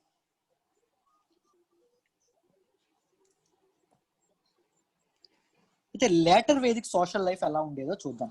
లేటర్ వేదిక్ సోషల్ లైఫ్ అప్పుడు ఆ టైం లైన్ చెప్పాను, 1000 నుంచి 600 BC. వాళ్ళ లేటర్ వేదిక్ ఏ చేంజెస్ వచ్చాయో చూద్దాం. సొసైటీ అప్పటికి ప్యాట్రియార్కల్ గానే ఉండేది, అంటే దీనిలోగానే ఉండేది, రైట్. పితృస్వామిక వ్యవస్థగానే ఉండేది. ఇక్కడ ఇది చూడండి, drastic decline in the dignity of women. ఆడవాళ్ళ గౌరవం అనేది చాలా భంగపాటు జరిగింది. ఆడవాళ్ళ గౌరవం అనేది పూర్తిగా దిగజారిపోయింది. ఆడవాళ్ళు అనేవాళ్ళు కేవలం వంట గదికి మాత్రమే పరిమితం అయ్యారు. ఆడవాళ్ళు కేవలం పిల్లల్ని చూసుకోవడానికి మాత్రమే పరిమితం అయ్యారు. ఆడవాళ్ళకి చదువులో ఆపర్చునిటీస్ దక్కేవి కాదు. ఆడవాళ్ళకి ఎడ్యుకేషన్, హెల్త్ సెక్టర్ లో కానీ ఎక్కువ ఆపర్చునిటీస్ ఉండేవి కాదు. ఆడవాళ్ళ మీద ఎక్కువ అబ్యూజ్ అనేది జరిగేది. ఆడవాళ్ళని ఒక అన్వర్తి అనేటట్టు ఆ టైంలో ఫీల్ అవ్వడం అనేది జరిగింది. సో డిగ్నిటీ ఆఫ్ ఉమెన్ ఏమైంది లేటర్ వేదిక్ పీరియడ్ లో? పూర్తిగా తగ్గిపోయింది. Women were not allowed to participate in village assembly. Decisions అనేవి యూనిలాటరల్ గా మగవాళ్ళే తీసుకునే వాళ్ళు. ఆడవాళ్ళని అస్సలు ఎంటర్ చేసి ఇచ్చేవాళ్ళు కాదు. ఏమంటే ఆడవాళ్ళకి ఏం తెలుసు అనేవాళ్ళు. అదే ఇప్పటికీ మన సొసైటీలో కూడా ఫాలో అవుతున్నాం, రైట్. ఆడవాళ్ళకి సరైన ఇది ఉంటుందా, గౌరవం ఉంటుందా? ఉండట్లేదు. ఆడవాళ్ళకి సరైన ఆపర్చునిటీస్ దక్కుతున్నాయా అంటే దక్కట్లేదు, right. Child marriage and sati system అనేది అప్పుడు సిస్టమ్ దీనిలోకి వచ్చింది, ప్రివలెంట్ అయింది. అంటే చైల్డ్ మ్యారేజెస్ కానీ, సతీ సిస్టమ్ అంటే సతీ సాగమనం మనకు తెలుసు, ఆ సిస్టమ్స్ కానీ సొసైటీలోకి రావడం అనేది జరిగింది. విడో రీమ్యారేజెస్ అనేవి ఇది అవ్వడం జరిగింది. మీకు చైల్డ్ మ్యారేజెస్ ఉన్నాయి. చైల్డ్ మ్యారేజెస్ అంటే ఏంటి? ఆడవాళ్ళు చాలా తక్కువ ఉంటుంది, ఆ టైంలో పెళ్లిళ్ళు చేసేస్తారు. సో ఆడవాళ్ళంటేనే వల్నరబుల్ అని చెప్పాము, ఎగ్జాక్ట్లీ. దాంతో పాటు చిన్నపిల్లలు అవ్వడం వల్ల ఇంకా వల్నరబుల్ ఉంటారు. సరైన నోరెత్తి మాట్లాడేది కూడా ఉండదు. సో వాళ్ళ మీద అబ్యూజ్ అనేది ఎక్కువగా పెరిగింది, రైట్. వాళ్ళ మీద వైలెన్స్ అనేది ఎక్కువగా పెరిగింది అని మనం అర్థం చేసుకోవచ్చు. విడో రీమ్యారేజ్ గురించి మాట్లాడండి. విడో ఎవరైతే భర్త చనిపోయిన వ్యక్తులు ఉంటారో, ఆడవాళ్ళు ఉంటారో, వాళ్ళకి మ్యారేజెస్ తిరిగి పునర్వివాహాలు మాత్రం జరిగేవి కాదు. విడోల్ని అలాగే బతకాలి, విడోలు రోడ్డు మీదకి రాకూడదు, ఓకేనా, వాళ్ళు ఎదురొస్తే అశుభం, ఎలాంటి తాలూకా ఇన్స్ట్రక్షన్స్ అనేవి సొసైటీలోకి రావడం జరిగింది. Women could not inherit property, మన కరెంట్ అఫైర్స్ లో ఒకటి వచ్చింది, దాన్ని ఆలోచించుకొని ఓకేనా ఇది చేయండి. ఓకేనా, ఉమెన్ అనేవాళ్ళు ఫాదర్ యొక్క ప్రాపర్టీని వారసత్వంగా పొందడానికి వీలు లేదు అనే ఒక ఇన్స్ట్రక్షన్స్ అనేవి ఈ లాటర్ వేదిక్ సోషల్ లైఫ్ లోనే రావడం జరిగింది. ఉమెన్ వర్ డినైడ్ ఎడ్యుకేషనల్ ఫెసిలిటీస్, వాళ్ళకి చదువు చెప్పడం కానీ చదువుకోవడం కానీ ఇలాంటివన్నీ ఇదే ఇప్పటికీ అదే కంటిన్యూ అవుతుంది. చాలా విలేజెస్ లో కానీ చాలా కంట్రీస్ లో కానీ ఇప్పటికీ ఆడవాళ్ళకి చదువు అనేది ఇప్పటికీ ఉండట్లేదు. వాళ్ళు ఇప్పటికీ చదువుకి నోచుకోలేకపోతున్నారు, బేసిక్ విద్యకి నోచుకోలేకపోతున్నారు. రైట్, మనం వేదాలను మనకి ఎంత మంచి చేశాయో వేదాలు మనకి అంతే చెడు వేదిక్ సివిలైజేషన్ అనేది మనకు అంతే చెడు అనేది చేసింది. Very simple question, early Vedic period first వచ్చిందా later Vedic? Early Vedic period first వచ్చింది, అందుకే కదా ఎర్లీ అన్నాము. సార్ ఎర్లీ వేదిక్ సొసైటీ బాగుంది కదా, మళ్ళీ తర్వాత ఎందుకు ఇలా అయిపోయింది, లాటర్ వేదిక్ లో ఇలా ఎందుకు చేశారనమాట, అంటే ఉమెన్స్ ని ఎందుకు చేశారు అంటే there might be many reasons అమ్మా. ఇప్పుడే చెప్పాను, చైల్డ్ మ్యారేజెస్ లాంటివి ఇది అవ్వడం వల్ల ఉమెన్ కి ఏం తెలుసు ఏం తెలియదు అనే ఒక these are the procedures that they follow. Actually women తాలూకా ఇది డ్రాస్టిక్ గా డిక్లైన్ అయిందని చెప్పుకోవచ్చు, కానీ there might be many reasons, మనకు అవి కరెక్ట్ గా ఎగ్జాక్ట్ గా మనం చెప్పలేం. రైట్, మేల్ డామినేషన్ పెరగడం వల్ల ఉమెన్ అనే వాళ్ళు తగ్గారు అని మనం అనుకోవచ్చు. అడ్మినిస్ట్రేటివ్ థింగ్స్ చెప్పినప్పుడు మీకు అర్థం అవుతుంది. అడ్మినిస్ట్రేషన్ చెప్తాను, దాన్ని బట్టి మీకు అర్థం అవుతుంది. చూడండి ఒకసారి. Students were taught philosophy, logic, medicine, ethics. ఇలాంటి ఫిలాసఫీ కానీ లాజిక్ కానీ మెడిసిన్ ఆరోగ్యానికి సంబంధించింది కానీ ఎథిక్స్ సంబంధించినది కానీ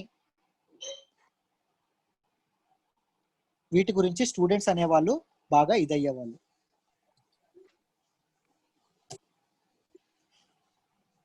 ఓకేనా, స్టైలస్ పని చేయట్లేదు, మామూలుగా చెప్తాను చూడండి.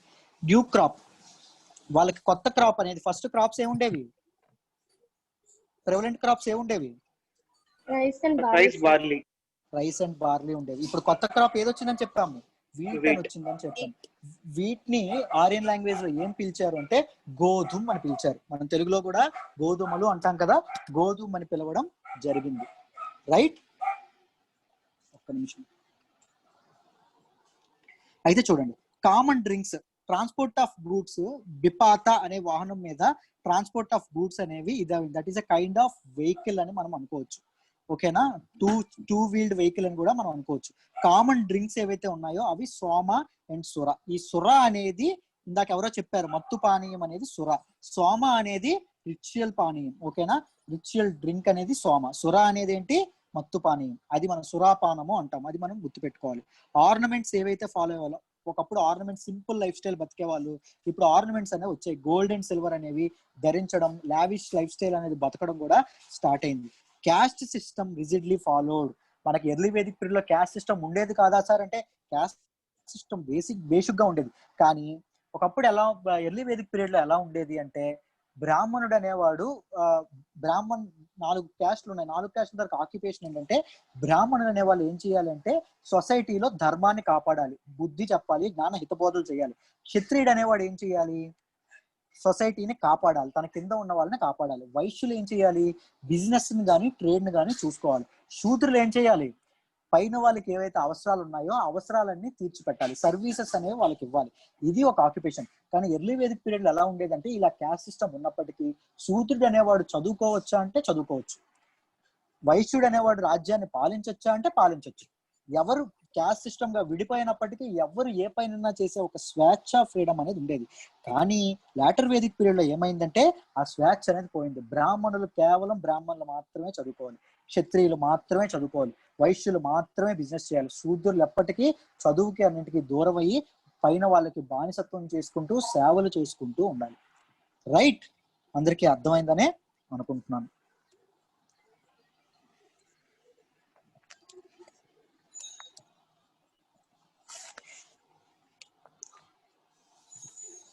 ఎర్లీ వేదిక్ పీరియడ్ లో పొలిటికల్ లైఫ్ ఎలా ఉండేదో చూద్దాం. చెప్పాము early Vedic period social life లో ఎవరికి ఈక్వల్ ఆపర్చునిటీస్ ఇచ్చారని చెప్పాము, చెప్పండి. ఏంటి సార్? ఉమెన్ కి ఎక్కువ ప్రివలెంట్ క్రాప్స్, స్టేపుల్ క్రాప్స్ ఏమని చెప్పాము చెప్పండి. వరి, rice, barley. Rice and barley. Rice and barley. Right. Child marriages అనేవి ఎప్పుడు ఉండేవి? ఎర్లీ వేదిక్ లో ఉండేవా, లాటర్ వేదిక్ లో ఉండేవా? లాటర్ వేదిక్ పీరియడ్ లో ఉండేది. రైట్. క్యాస్ట్ సిస్టమ్ రిజిడ్ గా దేనిలో ఫాలో అయ్యేవాళ్ళు? ఎర్లీలోనా లేకపోతే వేదిక్ పీరియడ్ లో మీ దృష్టిలో ఎర్లీ వేదిక్ పీరియడ్ మంచిదా, లాటర్ వేదిక్ పీరియడ్ మంచిదా? మీకు ఎర్లీ వేదిక్ పీరియడ్ కి లాటర్ వేదిక్ పీరియడ్ కి ట్రాన్స్ఫర్మేషన్ ఎలా అయింది సొసైటీ అని మీకు అర్థమైందా క్లారిటీగా? అర్థమైంది. సో ఇప్పుడు పొలిటికల్ లైఫ్ చూద్దాం. పొలిటికల్ లైఫ్ ఎలా ఉండేది అంటే అడ్మినిస్ట్రేషన్ ఎవరు చూసుకునే వాళ్ళు? ఆర్యుల తాలూకు అడ్మినిస్ట్రేషన్ ఎవరు చూసుకునే వాళ్ళు? చెప్పండి అమ్మ.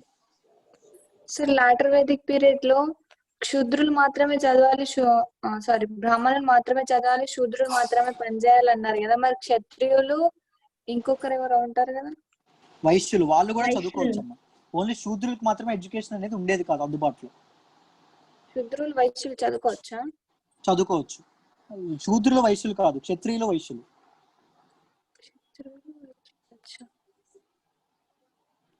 క్లియరా? క్షత్రియులు, వైశ్యులు, బ్రాహ్మణులు చదువుకోవచ్చు. ఎగ్జాక్ట్లీ. బ్రాహ్మణులు, క్షత్రియులు, వైశ్యులు చదువుకోవచ్చు. శూద్రులకి చదువు అనేది అందుబాటులో ఉండేది కాదు, కేవలం వాళ్ళు పనులు చేసుకొని మాత్రమే ఉండేవాళ్ళు. So early Vedic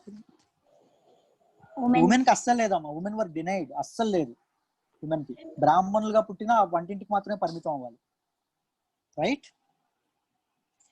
early Vedic period political life అనేది చూద్దాం. Apex of administration. రాజ్యపాలన ఎవరు చూసుకునే వాళ్ళంటే కింగ్ చూసుకునేవాడు. రాజా అంటాం. ఎవరు చూసుకునే వాళ్ళు? కింగ్ చూసుకునేవాడు. కింగ్ కి అన్లిమిటెడ్ పవర్ ఉండేదా సార్ ఎర్లీ వేదిక్ పీరియడ్ లో? లాస్ట్ లో ఒకసారి డిఫరెన్స్ చెప్పండి. ఎర్లీ వేదిక్ పీరియడ్ లో ఏం జరిగేది? సొసైటీలో ఏం జరిగేది? ఉమెన్ అనే దానికి ఎక్కువ ఇది ఉండేది. దాంతోపాటు మ్యారేజ్ సిస్టమ్ అనేది ఒక్కరిని మాత్రమే పెళ్లి చేసుకోవాలి, మోనోగమి ఉండేది. లాటర్ వేదిక్ పీరియడ్ లో ఏమైంది? ఒక మగాడు ఎక్కువ మందిని పెళ్లి చేసుకునే ఒక ఇది అనేది పాలిగమి అనేది రావడం జరిగింది. దాంతోపాటు ఉమెన్ కి ఈక్వల్ ఆపర్చునిటీస్ ఉండేవి. దాంతోపాటు గ్రామ సభల్లోని, సమితుల్లోని, లేకపోతే డెసిషన్ మేకింగ్ లో ఉమెన్ అనే వాళ్ళు ఉండేవారు ఎర్లీ వేదిక్ పీరియడ్ లో. లాటర్ వేదిక్ పీరియడ్ లో ఏమైంది? డెసిషన్ మేకింగ్ కాదు కదా, ఇంటి నుంచి బయటికి రావడానికి కూడా వాళ్ళకి అవకాశం అనేది జరిగేది కాదు. ఈక్వల్ ఆపర్చునిటీస్ ఉమెన్ కు ఉండేవి, కానీ ఎర్లీ వేదిక్ పీరియడ్ లో ఉండేవి. లాటర్ వేదిక్ పీరియడ్ లో ఈక్వల్ ఉమెన్ కి అసలు ఆపర్చునిటీస్ మాత్రం ఇచ్చేవాళ్ళు కాదు. చైల్డ్ మ్యారేజెస్ కానీ, సతీ సహగమనం కానీ, ఇలాంటి పద్ధతులన్నీ ఎర్లీ వేదిక్ పీరియడ్ లో ఉండేవా అంటే ఉండేవి కాదు. లాటర్ వేదిక్ పీరియడ్ లో ఉండేవా సార్ అంటే బేసిక్ గా ఉండేవి. క్యాస్ట్ సిస్టమ్ ని ఎర్లీ వేదిక్ పీరియడ్ లో ఫాలో అయ్యేవాళ్ళ అంటే ఫాలో అయ్యేవాళ్ళు, కానీ అంత స్ట్రిక్ట్ గా ఫాలో అయ్యేవాళ్ళు కాదు. ఒక ఫ్రీడమ్ అనేది, లిబర్టీ అనేది ఉండేది. అదే లాటర్ వేదిక్ పీరియడ్ లో ఎలా ఉండేది సార్ అంటే స్ట్రిక్ట్ గా ఫాలో అయ్యేవాళ్ళు, కన్ఫర్మ్ గా ఫాలో అయ్యేవాడు. ఎర్లీ వేదిక్ పీరియడ్ లో పండించిన పంటలు ఏంటి అంటే rice and barley. Later Vedic period లో పండించిన పంటలు ఏంటంటే రైస్, బార్లీ, గోధుమలు, వీట్. రైట్. అర్థమైందా? క్లియర్? చేంజెస్ హిమజ? సార్ అర్థమైంది sir, thank you sir. Early Vedic period లో అన్లిమిటెడ్ పవర్ లేదా రాజుకి? ఎర్లీ వేదిక్ పీరియడ్ లో రాజుకి అన్లిమిటెడ్ పవర్ అనేది లేదు. విలేజ్ అసెంబ్లీలో పార్టిసిపేట్ చేస్తారని చెప్పాం కదా, ఉమెన్ కానీ మెన్ కానీ. వాళ్ళు కొన్ని సజెషన్స్ ఇస్తే ఆ సజెషన్ ప్రకారం కింగ్ నడుచుకునేవాడు. ఓకేనా? అంటే ఏముండేది? డీసెంట్రలైజ్డ్ సిస్టమ్ ఆఫ్ పవర్ ఉండేది. రైట్. పవర్ అనేది, ఒక సజెషన్స్ ఇచ్చే ఫ్రీడమ్ అనేది లోకల్ పీపుల్ కూడా ఉండేది, గ్రామాల్లో ఉండే పీపుల్ కూడా ఉండడం అనేది జరిగింది. కింగ్ ఏమనే వాళ్ళు ఎర్లీ వేదిక్ పీరియడ్ లో? రాజన్ అనేవాళ్ళు, లేకపోతే జనసాయ అనేవాళ్ళు, లేకపోతే గోప అనేవాళ్ళు. గోప అని ఎందుకు అనేవాళ్ళు చెప్పండి? గోవులకు అధిపతి. ఎర్లీ వేదిక్ పీరియడ్ లో ఏం చెప్పాం? వెల్త్ అనేది గోవులు అని చెప్పాం, క్యాటిల్ అని చెప్పాం కదా. క్యాటిల్ ఎక్కువగా ఉండేవాడు గోమతి. కానీ రాజుకి అన్లిమిటెడ్ క్యాటిల్ అనేది ఉంటుంది, దాన్ని గోప అంటారు. ఒకప్పుడు చెప్పారు ఎలా ఉంటుంది అంటే, ఎర్లీ వేదిక్ పీరియడ్ లో యజుర్వేదాలో మనం యజ్ఞాలు అనేవి చేసేవాళ్ళని చెప్పాం కదా. యజ్ఞాలు చేసుకునేటప్పుడు కొంతమంది రాజుల్ని పిలిచేవాళ్ళండి, కొంతమంది బ్రాహ్మణుల్ని పిలిచేవాళ్ళు, బ్రాహ్మణులకు ఒక్కరికి 108 గోవులు అనేవాళ్ళు ఇచ్చేవాళ్ళు. 108 కౌస్. అన్ని ఎక్కువ గోవులు అనేవి రాజుల దగ్గర ఒకప్పుడు ఎర్లీ వేదిక్ పీరియడ్ లో ఉండేవి. ద టర్మ్ జన, ఓకేనా, ఋగ్వేదాలో మెనీ టైమ్స్ వాడబడింది. జనస్య ఉంది కదా, దానిలో ఈ జన అనే పదం మెనీ టైమ్స్ అనేది, చాలా ఎక్కువ సార్లు అనేది ఋగ్వేదాలో వాడబడింది అని చెప్తున్నారు.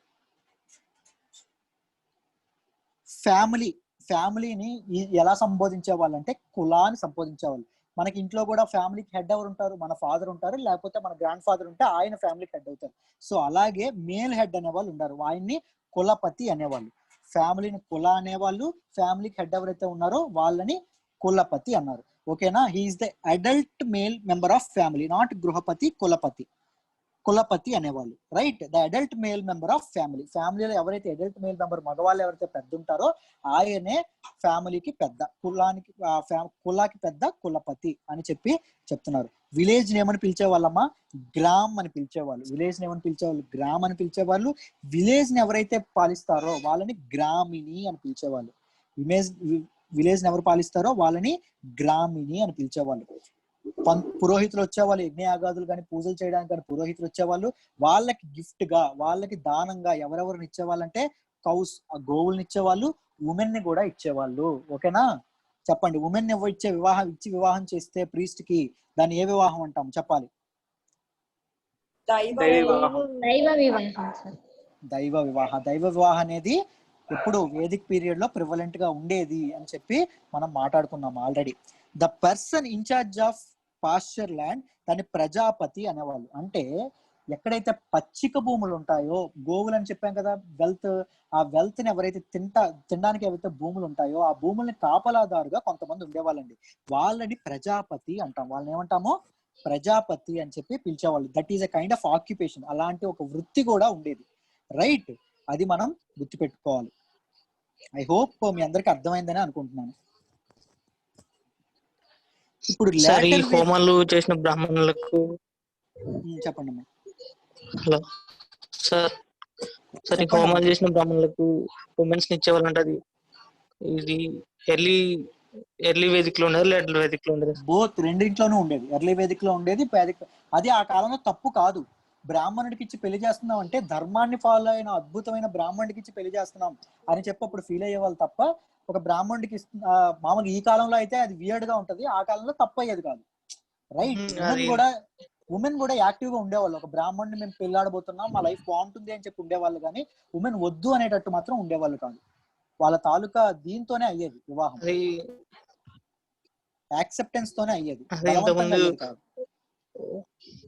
ఒక అబ్బాయి ఒక అమ్మాయిని మాత్రమే చేసుకొని చనిపోయేంత వరకు ఉండేవాళ్ళని చెప్పారు కదా సార్? అవునమ్మా. మరి దాంట్లో వర్తించింది కదా సార్ ఇలా అయితే? ప్రీస్ట్ అనేవాడికి పెళ్లి అవ్వాలని రూల్ లేదు కదా, పెళ్లి అయ్యి ఉండాలని రూల్ లేదు కదా. ప్రీస్ట్ అనేవాడు, పంతులు అనేవాడు మామూలుగా రావచ్చు, దానికి గిఫ్ట్ గా ఉమెన్ అనేవాళ్ళు ఇవ్వచ్చు. ఉమెన్ ని ఆల్రెడీ ఆయనకి పెళ్లి ఉండాలి అని రూల్ లేదు, పెళ్లి అయి ఉండాలి అని రూల్ లేదు కదా. Clear? Okay clear, thank you. Later Vedic period లో పొలిటికల్ లైఫ్ ఎలా ఉండేదో చూద్దాం. Position of king very strong గా ఉండేది. ప్రతి నిర్ణయాన్ని కింగే తీసుకునేవాడు. రాజుకి ఏది ఇష్టమైతే అది తీసుకునేవాడు. రాజు ఏమనేవాడు, నన్ను పొగడండి, బిరుదులు ఇవ్వండి అని నాకు అడిగేవాడు రాజు. ఓకేనా? ఇంపీరియలిస్టిక్ ఇదనేది ఫాలో అయ్యేది. సెంట్రలైజ్డ్ పవర్ అనేది ఉండేది. అంటే మొత్తం పవర్స్ అన్ని, మొత్తం ఇదంతా కూడా రాజు చేతుల్లోనే కట్టుబడి ఉండేది. పొజిషన్ ఆఫ్ కింగ్ చాలా స్ట్రాంగ్ గా ఉండేది. King imperialistic life style follow అయ్యేవాడు. ఇప్పుడు చెప్పండి, ఎర్లీ వేదిక్ పీరియడ్ లో ఏది ఉండేది ఇంపార్టెంట్ గా? వెల్త్ అనేది ఏంటి? కౌస్, క్యాటిల్ కదా, కౌస్ ఏవైతే ఉన్నాయో ఆ కౌస్ గురించి ఆలోచించే వాళ్ళు కానీ ల్యాండ్ గురించి ఆలోచించే వాళ్ళు కాదు. కానీ లేటర్ వేదిక్ పీరియడ్ లో ఇంపీరియలిజం, సామ్రాజ్యవాదం అనేది స్టార్ట్ అయింది. అంటే ఎక్కువ టెరిటరీస్ ఆక్రమించుకోవాలి, ఎక్కువ దీనికి వెళ్ళాలి, ఎక్కువ నా అండర్లో ఈ పెద్ద చాలా ఎక్కువ రాజ్యం ఉండాలి అనే రాజ్యకాంక్ష అనేది రాజులకి మొదలైంది. Several kingdoms were formed. ఓకేనా? షోడశ జనపదాలు అంటాము, దాని తర్వాత స్టాన్షిట్లో తర్వాత చదువుకుంటాము. అలాంటి కింగ్డమ్స్, ఎన్నో రాజ్యాలు అనేవి కూడా ఫామ్ అయినాయి. తర్వాత సభ అండ్ సమితి లాస్ట్ ఇంపార్టెన్స్. ఇప్పుడే చెప్తాం, విలేజ్ అసెంబ్లీస్ కానీ ఇలాంటివన్నీ ఏవైతే ఉన్నాయో వాటి తాలూకా ఇంపార్టెన్స్ అనేవి కోల్పోయినాయి. ఓకేనా? వాటి తాలూకా ఇవనేవి కోల్పోయినాయి. యజ్ఞాస్ లైక్ అశ్వమేధ, రాజసూయ, వాజపేయ వర్ పెర్ఫార్మ్. అశ్వమేధ యాగము, రాజసూయ లేదా వాజపేయ యాగము ఇలాంటి యాగాలు అనేవి ఎక్కువగా పెర్ఫార్మ్ చేయడం అనేది జరిగింది. బికాస్ లేటర్ వేదిక్ పీరియడ్ లో ఏదొచ్చింది వేదమో, ఏది రాయబడింది? యజుర్వేద. ఎక్కువగా ఇది ఇచ్చింది యజుర్వేద. సో యజ్ఞయాగాదులు అనేవి పెర్ఫార్మ్ చేయడం అనేది జరిగింది. King started maintaining army. ఆర్మీని మెయింటైన్ చేసేవాడు, సైన్యాన్ని రాజు అనేవాడు మెయింటైన్ చేయడం అనేది జరిగింది. ఆర్మీ అనేది 2 టైప్స్ ఉంటుంది. ఇన్ఫాంటరీ అంటే ఏంటమ్మా? ఎలిఫెంట్స్ కాదు ఇన్ఫెంట్ అంటే చిన్నపిల్లలు సార్, న్యూ బార్న్ కాదు బేబీస్. కాదు కాదు ఇన్ఫాంట్రీ అంటే కాల్బలము అని అర్థం. అంటే తమ పాదాల మీద నడిచే సైనికులు ఎవరైతే ఉంటారో వాళ్ళని అంటాం. ఇదిగోండి దాన్ని ఏమంటారంటే పద్ధతి అనేవాళ్ళు. పద అంటే వాళ్ళ పాదాల మీద నడిచే వాళ్ళు ఎవరైతే ఉంటారో, కాళ్ళ మీద నడిచే వాళ్ళు. క్యావలరీ అంటే ఏంటి? ఒంటెలా సార్? కాదు. రథాల మీద కానీ గుర్రాల మీద కానీ ఎవరైతే సైనికులు వెళ్ళేవాళ్ళో వాళ్ళని క్యావలరీ అనేవాళ్ళు. దాన్ని రథిన్ అనేవాళ్ళు. ఓకేనా? ఆర్మీని వాళ్ళని ఏమనేవాళ్ళు? సాంస్క్రిట్ లో రథిన్ అనేవాళ్ళు. కింగ్ అనేవాళ్ళు టైటిల్స్ ఎంజాయ్ చేసేవాళ్ళండి. పొగడ్తలు, టైటిల్స్ అనే వాళ్ళకి ఆ కాంక్ష అనేది పెరిగింది. ఏక్రద్ సామ్రాట్, బహుపరాట్ ఇలాంటి ఇవనేవి కూడా చాలా రావడం అనేది జరిగింది. Taxes for imposed on people, పన్నులు వసూలు చేసేవాళ్ళు. ఆ పన్నులు ఏంటేంటి? బలి, భగ, శుల్క్ ఇలా ఏవైతే ఉన్నాయో ఇలాంటి ట్యాక్సెస్ అనేవి వసూలు చేసేవాళ్ళు. బలి అంటే ఏంటి అంటే వాలంటరీ ఆఫరింగ్. అంటే మనం ఇప్పుడు పొలిటికల్ ఫండింగ్స్ ఇస్తా ఉంటాం కదా పొలిటికల్ పార్టీస్ కి, ఆ ఫండింగ్స్ ఏవైతే ఉంటాయో దాన్ని వాలంటరీ ఆఫరింగ్, రాజుకి అడగకపోయినా ఇవ్వడం వాలంటరీ ఆఫరింగ్. తర్వాత భగ, ఇదేంటంటే స్పాయిల్స్ ఆఫ్ వార్. నేను ఒక రాజ్యం మీద దండెత్తాను అనుకోండి, నాకు చాలా నష్టం వస్తుంది కదా, సైనికులు చనిపోతారు, చాలా డబ్బులు ఖర్చు పెట్టాల్సి వస్తుంది. ఆ డబ్బులంతా డిఫీట్ అయిన కింగ్ ఎవరైతే ఉంటాడో వాడి నుంచి నేను తీసుకున్నాను అనుకోండి, దాన్ని భగ అంటాం. శుల్క్ అంటే నార్మల్ ట్యాక్సెస్, భూమి మీద కానీ క్యాటిల్ మీద కానీ పన్ను ఒకప్పుడు వేసేవాళ్ళు, వాటిని ఏమనేవాళ్ళు? శుల్క్ అని అనేవాళ్ళు. ఓకేనా? ఐ హోప్ మీ అందరికీ క్లియర్. ఇప్పుడు డిఫరెన్సెస్ మాట్లాడదాం. డిఫరెన్సెస్ ఎర్లీ వేదిక్ పీరియడ్ లో ఎలా ఉండేది political life? Apex administrator king ఉన్నప్పటికీ తన దగ్గర పూర్తి అధికారం అనేది తన దగ్గర ఉండేది కాదు. ఎవరు సజెషన్స్ ఇచ్చేవారు? గ్రామ సభ. చెప్పండి అమ్మా. ఏక్రత్ సామ్రాట్ టైటిల్ ఉంది కదా, అది కింగ్ కి ప్రజలు ఇచ్చేవారా, ప్రజలు కింగ్ కి ఇచ్చేవారా? ప్రజలు కింగ్ ఇచ్చేవాళ్ళమ్మా. ప్రజలు కింగ్ ఇచ్చేవాళ్ళు. King title.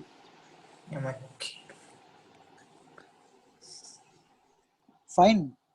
చూడండి, ఎర్లీ వేదిక్ పీరియడ్ లో పొలిటికల్ లైఫ్ ఎపెక్స్ అడ్మినిస్ట్రేషన్ ఎవరిది ఉండేది అంటే రాజుది ఉండేది. కానీ కంప్లీట్ పవర్స్ రాజు ఉండేవా సార్ అంటే కాదు. సభా సమితిలో డెసిషన్స్ తీసుకొని అవి రాజుకు సజెషన్స్ ఇవ్వడం అనేది జరిగింది. రాజు అనేవాడు జనాల మాటలు చక్కగా వినేవారు, విని జనాల వెల్ఫేర్ కోసం ఎక్కువగా పనిచేసేవాళ్ళు. అలాగే లేటర్ వేదిక్ పీరియడ్ లో సెంట్రలైజ్డ్ పవర్ సిస్టమ్ అనేది జరిగింది.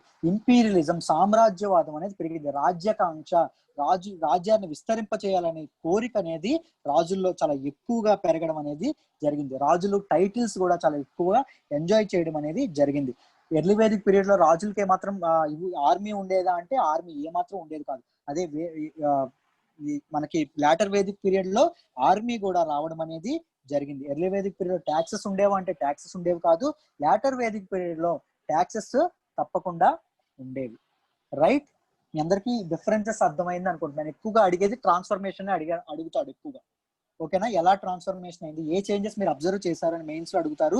మీరు ఆ డిఫరెన్షియేట్ చేస్తూ రాయగలగాలి.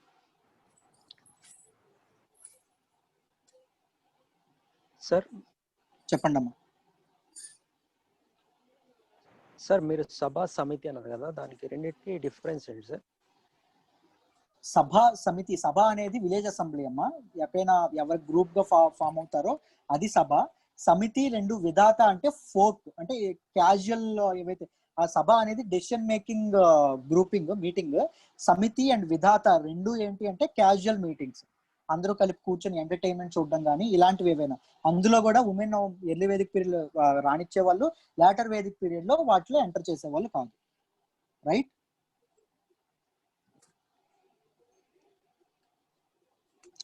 Okay sir. ఇది చూడండి, ఎర్లీ వేదిక్ రిలీజియన్ ఎలా ఉండేదో చూద్దాం. అప్పుడు మతం ఎలా ఉండేదో చూద్దాం. మెజారిటీ ఆఫ్ గాడ్స్ అనేవాళ్ళు నేచర్ గాడ్స్ ఉండేవాళ్ళు అండి ఎర్లీ వేదిక్ పీరియడ్ లో. ప్రకృతిని ఎక్కువగా పూజించేవాళ్ళు. చెప్పండి. సార్ ఎర్లీ వేదిక్ పీరియడ్ లో వాళ్ళు టాక్సెస్ అవి వసూలు చేయలేదు కదా సార్? అవునమ్మా. సరే సార్. ఎర్లీ వేదిక్ పీరియడ్ లో మెజారిటీ ఆఫ్ గాడ్స్ అనేవాళ్ళు నేచర్ ప్రకృతిని పూజించడం అనేది జరిగింది. ఫాలోడ్ యానిమిజం, 6th క్లాస్ ఎన్సీఆర్టీలో ఉంది ఈ పదం, జాగ్రత్తగా గుర్తుపెట్టుకోండి. Love and respect of nature, ప్రకృతి పట్ల ప్రేమ అండ్ గౌరవం చూపించడం అనేది ఎర్లీ వేదిక్ పీరియడ్ లో ఉండేది. మోస్ట్ ఇంపార్టెంట్ గాడ్స్, ముఖ్యమైన దేవుళ్ళు ఎవరు ఉండేవాళ్ళు అంటే మనకు తెలుసు, ఇంద్ర, అగ్ని, సోమ. ఇంద్రుడి గురించి ఋగ్వేదాలు ఎన్నిసార్లు ప్రస్తావించబడింది? 250 times. 250 times. అగ్ని గురించి 100 times. ఎంత? 200. 200. సోమ గురించి 120 times. రైట్. దాంతో పాటు ఇంకెవరైనా గాడ్స్ ఉండేవాళ్ళ సార్? ఇంద్ర అంటే ఏంటి? గాడ్ ఆఫ్ థండర్ స్టార్మ్ అంటాము.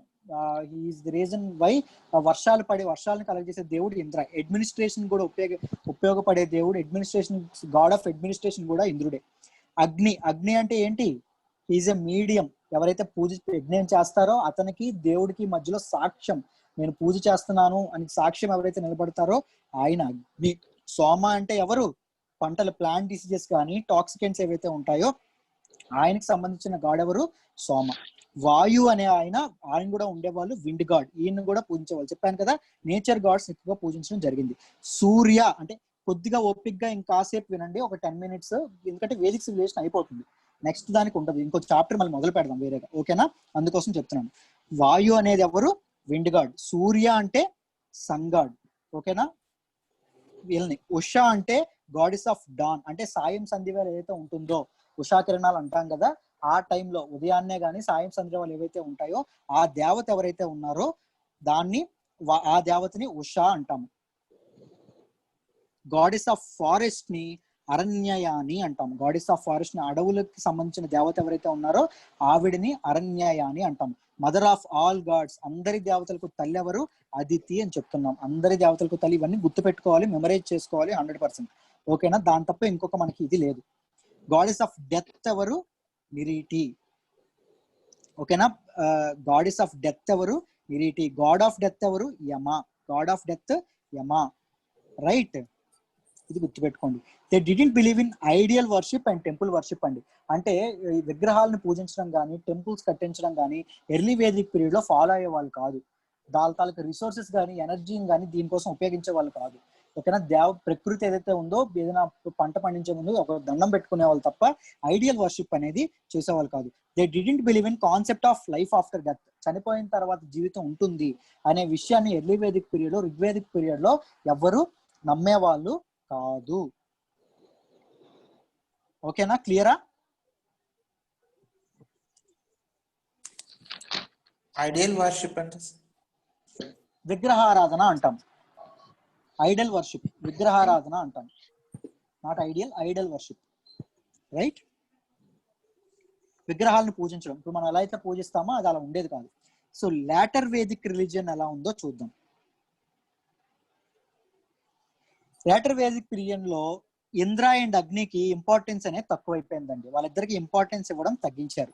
ఎవరికి ఇంపార్టెన్స్ ఇచ్చారు అంటే ప్రజాపతి ఈజ్ అ క్రియేటర్, అంటే బ్రహ్మ. ప్రజాపతి అంటే ఎవరు? బ్రహ్మ. ఆయనకి సుప్రీం పొజిషన్ ఉండేది, బ్రహ్మని ఎక్కువగా పూజించేవాళ్ళు. తర్వాత విష్ణు ఈజ్ ద బ్రహ్మ సృష్టించిన విశ్వాన్ని ఎవరైతే నిలపగలరో, ఎవరైతే సస్టైన్ చేయగలరో ఆయన విష్ణుమూర్తి అండి. అంటే వీళ్ళని త్రిమూర్తులు అంటాము, ఓకేనా? తర్వాత రుద్ర అంటే శివుడు, ఈజ్ ద డిస్ట్రాయర్. ఎవరైతే నాశనం చేస్తారో, ఎవరైతే మనిషి ఇదవ్వడానికి కారణం అవుతారో, సృష్టి నాశనానికి కారణం అవుతారో ఆయన శివుడు, రైట్? శివుడు మూడో కంటి తెరిస్తే ఏమవుతుంది? విశ్వం అనేది కుప్ప కూలిపోతుంది అని చెప్తారు, రైట్? ఈ ముగ్గురు దేవతలు అనే వాళ్ళు లేటర్ వేదిక్ పీరియడ్ లో ఎక్కువ ఇంపార్టెన్స్ ని సంపాదించుకున్నారు. ప్రొటెక్టర్ ఆఫ్ అగ్రికల్చర్ అనేది ఎక్కువగా దీనిలోకి వచ్చిందని చెప్తాం. ఎక్కువ క్రాప్స్ ఏంటండి లేటర్ వేదిక్ పీరియడ్ లో? Barley, rice, barley, wheat. Sir later లో గోధుమ. ఎగ్జాక్ట్లీ, లేటర్ లో రైస్, బార్లీ, వీట్ మూడు కూడా ఇది అవ్వడం జరిగింది. సో ఆ అగ్రికల్చర్ ని కాపాడమని అశ్విన్ అనే దేవుడిని ఇది చేసేవాళ్ళు. గాడ్ ఆఫ్ శూద్రాస్ ఎవరు? పూషన్. గాడ్ ఆఫ్ శూద్రుడు ఎవరిని పూజించారంటే పూషన్ అనే గాడ్ ని చూపించారు. Is the God of cattle అండి, ఓకేనా? అంటే పశుపోషణ ఏదైతే ఉంటుందో దానికి సంబంధించిన గాడ్ ఈయన, ఓకేనా? ఇది ఐడియల్ కాదు, స్పెల్లింగ్ తప్పు. ఐడల్ వర్షిప్ అనేది లేటర్ వేదిక్ పీరియడ్ లో ప్రివలెంట్ గా ఉండేది అని చెప్తున్నారు.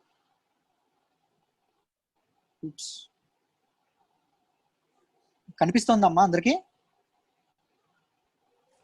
సార్ లాటర్ వేదిక్ పీరియడ్ లో క్రాప్ గోధుమ అని చెప్పారు కదా. ఆ రెండింటితో పాటు కొత్త క్రాప్ యాడ్ అయింది గోధుమ అని చెప్పామమ్మా. రైస్ అండ్ బార్లీతో పాటు కొత్త క్రాప్ ఏది యాడ్ అయింది అంటే అది గోధుమ. ఓకేనా? Okay sir. Right. Importance of prayer అనేది డిక్లైన్ అయింది. అంటే ప్రేయర్స్, ధ్యానం కానీ ఒక దండం పెట్టుకోవడం లాంటివి ఇదైంది. సాక్రిఫైసెస్, త్యాగాలు, దాన ధర్మాలు అనేవి పెరిగాయి. ఎందుకంటే బ్రాహ్మణ్ తాలూకు డామినేషన్ అయితే ఎక్కువైందో బ్రాహ్మణ్స్ అనేవాళ్ళు ఈ ఇన్స్ట్రక్షన్స్ పాస్ చేసేవాళ్ళు. మీరు గోదానం ఇస్తే మీకు ఇంత జరుగుతుంది, లేకపోతే భూదానం ఇస్తే మీకు ఇంత జరుగుతుంది. ఇలాంటి డామినేషన్ పెరగడం వల్ల సాక్రిఫైసెస్ సిస్టమ్ అనేది ఎక్కువగా లాటర్ వేదిక్ రిలీజియన్ లో ఎక్కువగా పెరిగింది. ఓకేనా? సాక్రిఫైస్ చేసేవాడిని ఏమంటారు? యజమాన్ అంటారు. గెస్ట్ ఎవరైతే వస్తారో ఆయన ఏమంటారు? గోగణ అంటారు. ఓకేనా? అందరూ మ్యూట్ చేసుకోవాలి, మాట్లాడిన తర్వాత మ్యూట్ చేసుకోవాలి. చాలా సార్లు చెప్తున్నా. ఓకేనా? They believed in concept of life after death. చనిపోయిన తర్వాత బతుకుంటుంది, తర్వాత కూడా మళ్ళీ లైఫ్ అనేది ఉంటుంది, మరో జన్మ, పునర్జన్మ అనేది ఉంటుంది అని ఎవరు నమ్మారు? ఎగ్జాక్ట్లీ. టెంపుల్స్ అనేవి లాటర్ వేదిక్ పీరియడ్ లో ఉన్నాయి. టెంపుల్స్, ఐడల్ వర్షిప్ టెంపుల్స్ అనేవి లాటర్ వేదిక్ పీరియడ్ లో వచ్చినాయి. ఓకేనా? చెప్పండి, రిలీజియన్ లో later Vedic period religion follow అవ్వడం బాగుందా, లేకపోతే ఎర్లీ వేదిక్ రిలీజియన్ ఫాలో అవ్వడం బాగుందా? మీకు ఏది నచ్చింది? Early Vedic. Are you able to follow the differences? ఎంత సిగ్నిఫికెంట్ డిఫరెన్సెస్ కనిపించాయో మీకు అర్థమవుతుందా అందరికి? ఓకే, ఇవే అడుగు. చెప్పండి అమ్మా. ల్యాండ్ ని సాక్రిఫైస్ చేసేవన్నారు కదా సార్. అవును. ఫుడ్ ని ఎవరికి సార్? బ్రాహ్మణులకి. ఎప్పుడు సాక్రిఫైస్ చేయడం జరిగింది బ్రాహ్మణులకి? ఎర్లీ వేదిక, లాటర్ వేదిక? లేటర్. ఎర్లీ కాదు, లాటర్. ఎర్లీ వేదిక్ పీరియడ్ లో ఏంటి వెల్త్? డబ్బు ఉండేదా? భూమి ఉండేదా? ఏది వెల్త్? ఎర్లీ వేదిక్ పీరియడ్ లో ఎర్లీ వేదిక్ పీరియడ్ లో ఇవ్వాలంటే ఏమి ఇచ్చేవాళ్ళు ప్రీస్ట్ కి? హౌస్, గోవులను కానీ ఆడవాళ్ళ నుంచి పెళ్లి చేయడం కూడా జరిగింది. రైట్? అర్థమైందమ్మా అందరికి? కీ కాన్సెప్ట్స్ అనేవి కొద్దిగా కీ కాన్సెప్ట్స్ అంటే యూపీఎస్సీ లో ముందు అడిగినవి ఏవైతే అవి చెప్తున్నాను నేను. టెర్మినాలజీ అనేది మీకు పీడిఎఫ్ లో ఈ పీడిఎఫ్ ఎప్పుడైతే పెడతానో ఆ పీడిఎఫ్ యాడ్ చేసి పెడతాను. ఆ టెర్మినాలజీ గుర్తుపెట్టుకోండి. చాలా టెర్మినాలజీ ఉంటుంది. ఒకప్పుడు కొన్ని అంటే ఏమని పిలిచేవాళ్ళు, బంగారాన్ని ఏమని పిలిచేవాళ్ళు, ఇనుముని ఏమని పిలిచేవాళ్ళు, ఇలా చాలా ఉంటాయి. ఆ టెర్మినాలజీ తాలూకా ఇది అనేది ఒకటి అటాచ్ చేసి నేను పెడతాను. అది పీడిఎఫ్ లో ఉంటుంది. పీడిఎఫ్ లో చూసి మీరు ఇది రివిజన్ చేసుకోండి. నాకు తెలిసినంత వరకు ఈ నోట్స్ అంతటిని తిరిగి మీ నోట్బుక్ లో రాసుకోవడం అనేది చాలా ఇంపార్టెంట్. ఓకేనా? రాసుకుంటేనే మీరు సక్సెస్ అవుతారు. చేతి రాత అనేది ఉండాలి, అది గుర్తుపెట్టుకోండి. ఓకేనా? కీ కాన్సెప్ట్స్ చూద్దాం. గోత్ర అనే సిస్టమ్ ఎక్కడి నుంచి వచ్చింది అంటే అథర్వ వేద నుంచి వచ్చింది. గోత్ర అంటే క్లాన్ అని అంటాం. చెప్పండి అమ్మా, హిమజ చెప్పండి. సార్, అది మనం రిగ్వేదిక్ పీరియడ్ లో సెక్రెడ్ అనిమల్ కవ్ అని చెప్పుకున్నాము. లాటర్ వేదిక్ పీరియడ్ వచ్చే లోపల వాళ్ళ వెల్త్ కవ్ అని అంటున్నారు. సో కొద్దిగా లింక్ చెప్తారా ప్లీజ్? ఎర్లీ వేదిక్ పీరియడ్ లో వెల్త్ అనేది కౌ మాత్రమే, గోవులు మాత్రమే. లాటర్ వేదిక్ పీరియడ్ లో కౌతో పాటు ఏమొచ్చినాయి? ల్యాండ్ కూడా వచ్చింది. ల్యాండ్ కూడా వెల్త్ అయింది. గోల్డ్, సిల్వర్ కూడా వెల్త్ అనేది అయింది. రైట్? ఆడవాళ్ళు ఏం వేసుకునే వాళ్ళని చెప్పాను, గోల్డ్ సిల్వర్ వేసుకునే వాళ్ళని చెప్పానా లేదా? రైట్? హిమజ క్లియర్ అయిందా? పర్ఫెక్ట్. అయితే చూడండి, గోత్ర అనే సిస్టమ్ అథర్వ వేద నుంచి స్టార్ట్ అయిందండి. గోత్ర అంటే ఏంటి అంటే సింపుల్ గా చెప్తాను, మీకు ఈజీగా అర్థం. గోత్ర అని ఒకప్పుడు ఎలా అనేవాళ్ళు అంటే ఎర్లీ వేదిక్ పీరియడ్ లో ఏముండేది? వెల్త్ కౌస్ ఉండేవి.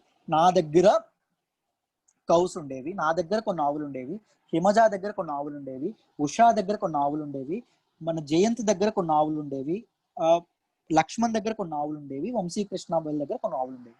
ఓకేనా? ఈ ఆవులన్నీ కలిపి ఒక్కొక్కరి దగ్గర ఒక్కొక్క గోశాల ఉండేదా అంటే ఉండేది కాదండి. మేము అందరం కలిపి మా ఆవులన్నింటినీ ఒక గోశాల మేము అందరం కలిపి నిర్మించుకొని ఆ గోశాలలో మా గోవులను మేము పెట్టేవాళ్ళం. అక్కడికి వెళ్ళే వాళ్ళం, అక్కడికి వెళ్ళి ఏం చేసేవాళ్ళం? ఇది వేసేవాళ్ళం, ఐ మీన్ పచ్చగడ్డి గట్రా మేము తిరిగి వేసేవాళ్ళం. సో ఏదైతే గోవులు మేము అందరం ఒక గోశాల మెయింటైన్ చేస్తున్నాం కదా, మా అందరం కలిపి ఒక గోత్రము అని చెప్పి అథర్వణ వేదాల్లో ఉంది. అర్థమైందా? గోత్ర అనే కాన్సెప్ట్ ఎలా వచ్చిందో అర్థమైందా?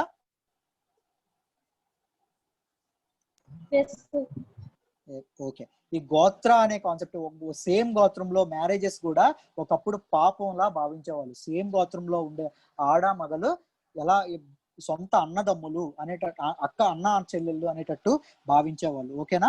అది గుర్తుపెట్టుకోండి. ఎవరైనా అలా పెళ్ళిళ్ళు చేస్తే, ఎవరైనా అలా గాంధర్వ వివాహం అంటే ఏంటని చెప్పుకున్నాం? గాంధర్వ వివాహం అంటే ఏమని చెప్పుకున్నాం? ఇష్టం వచ్చినట్టు పెళ్లి చేసుకోండి, నాకు ఇష్టం వచ్చినట్టు పెళ్లి చేసుకునే అధికారం ఉంది కాబట్టి నేను సేమ్ గోత్రాల్లో ఉండే అమ్మాయిని పెళ్లి చేసుకున్నాను అనుకోండి, వాళ్ళని మొత్తం నుంచి ఊరి నుంచే వెలివేయడం అనేది జరిగేది. ఓకేనా? ఆ వివాహం అనేది చెల్లుబాటు అయ్యేది కాదు. రైట్? అది గుర్తుపెట్టుకోండి. గోత్ర అంటే ఎప్పటికీ ఇదే ఉంది. ఇప్పుడు చెప్పండి, ఎప్పటికీ మన system early Vedic system follow అవుతున్నామా, లేటర్ వేదిక్ సిస్టమ్ ఫాలో అవుతున్నామా? అప్పుడు మన బుర్రలో పేరుకున్న మట్టి ఎప్పటికీ పోయిందా? ఎప్పటికీ క్యాస్ట్ సిస్టమ్ అనేది పోయిందా? ఎప్పటికీ ఆడవాళ్ళకి సమాన అవకాశాలు ఇవ్వగలుగుతున్నామా? ఎప్పటికీ. చూసారా? ఇన్ని వేల సంవత్సరాలు, ఇన్ని లక్షల సంవత్సరాలు, ఇన్ని వేల సంవత్సరాలు ముందుకు వెళ్ళినా మన మెదడులు మాత్రమే అక్కడే ఆగిపోయినాయి అమ్మ. ఓకేనా? ఇలా అర్థం చేసుకోవాలి. చూడండి,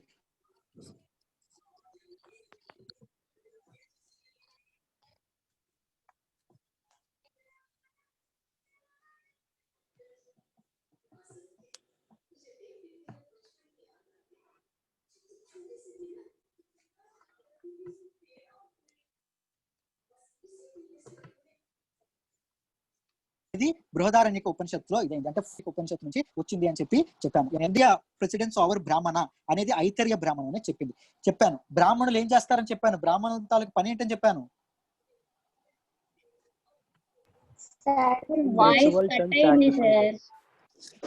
వినిపిస్తోందమ్మా? ఇప్పుడు వినిపిస్తోందా?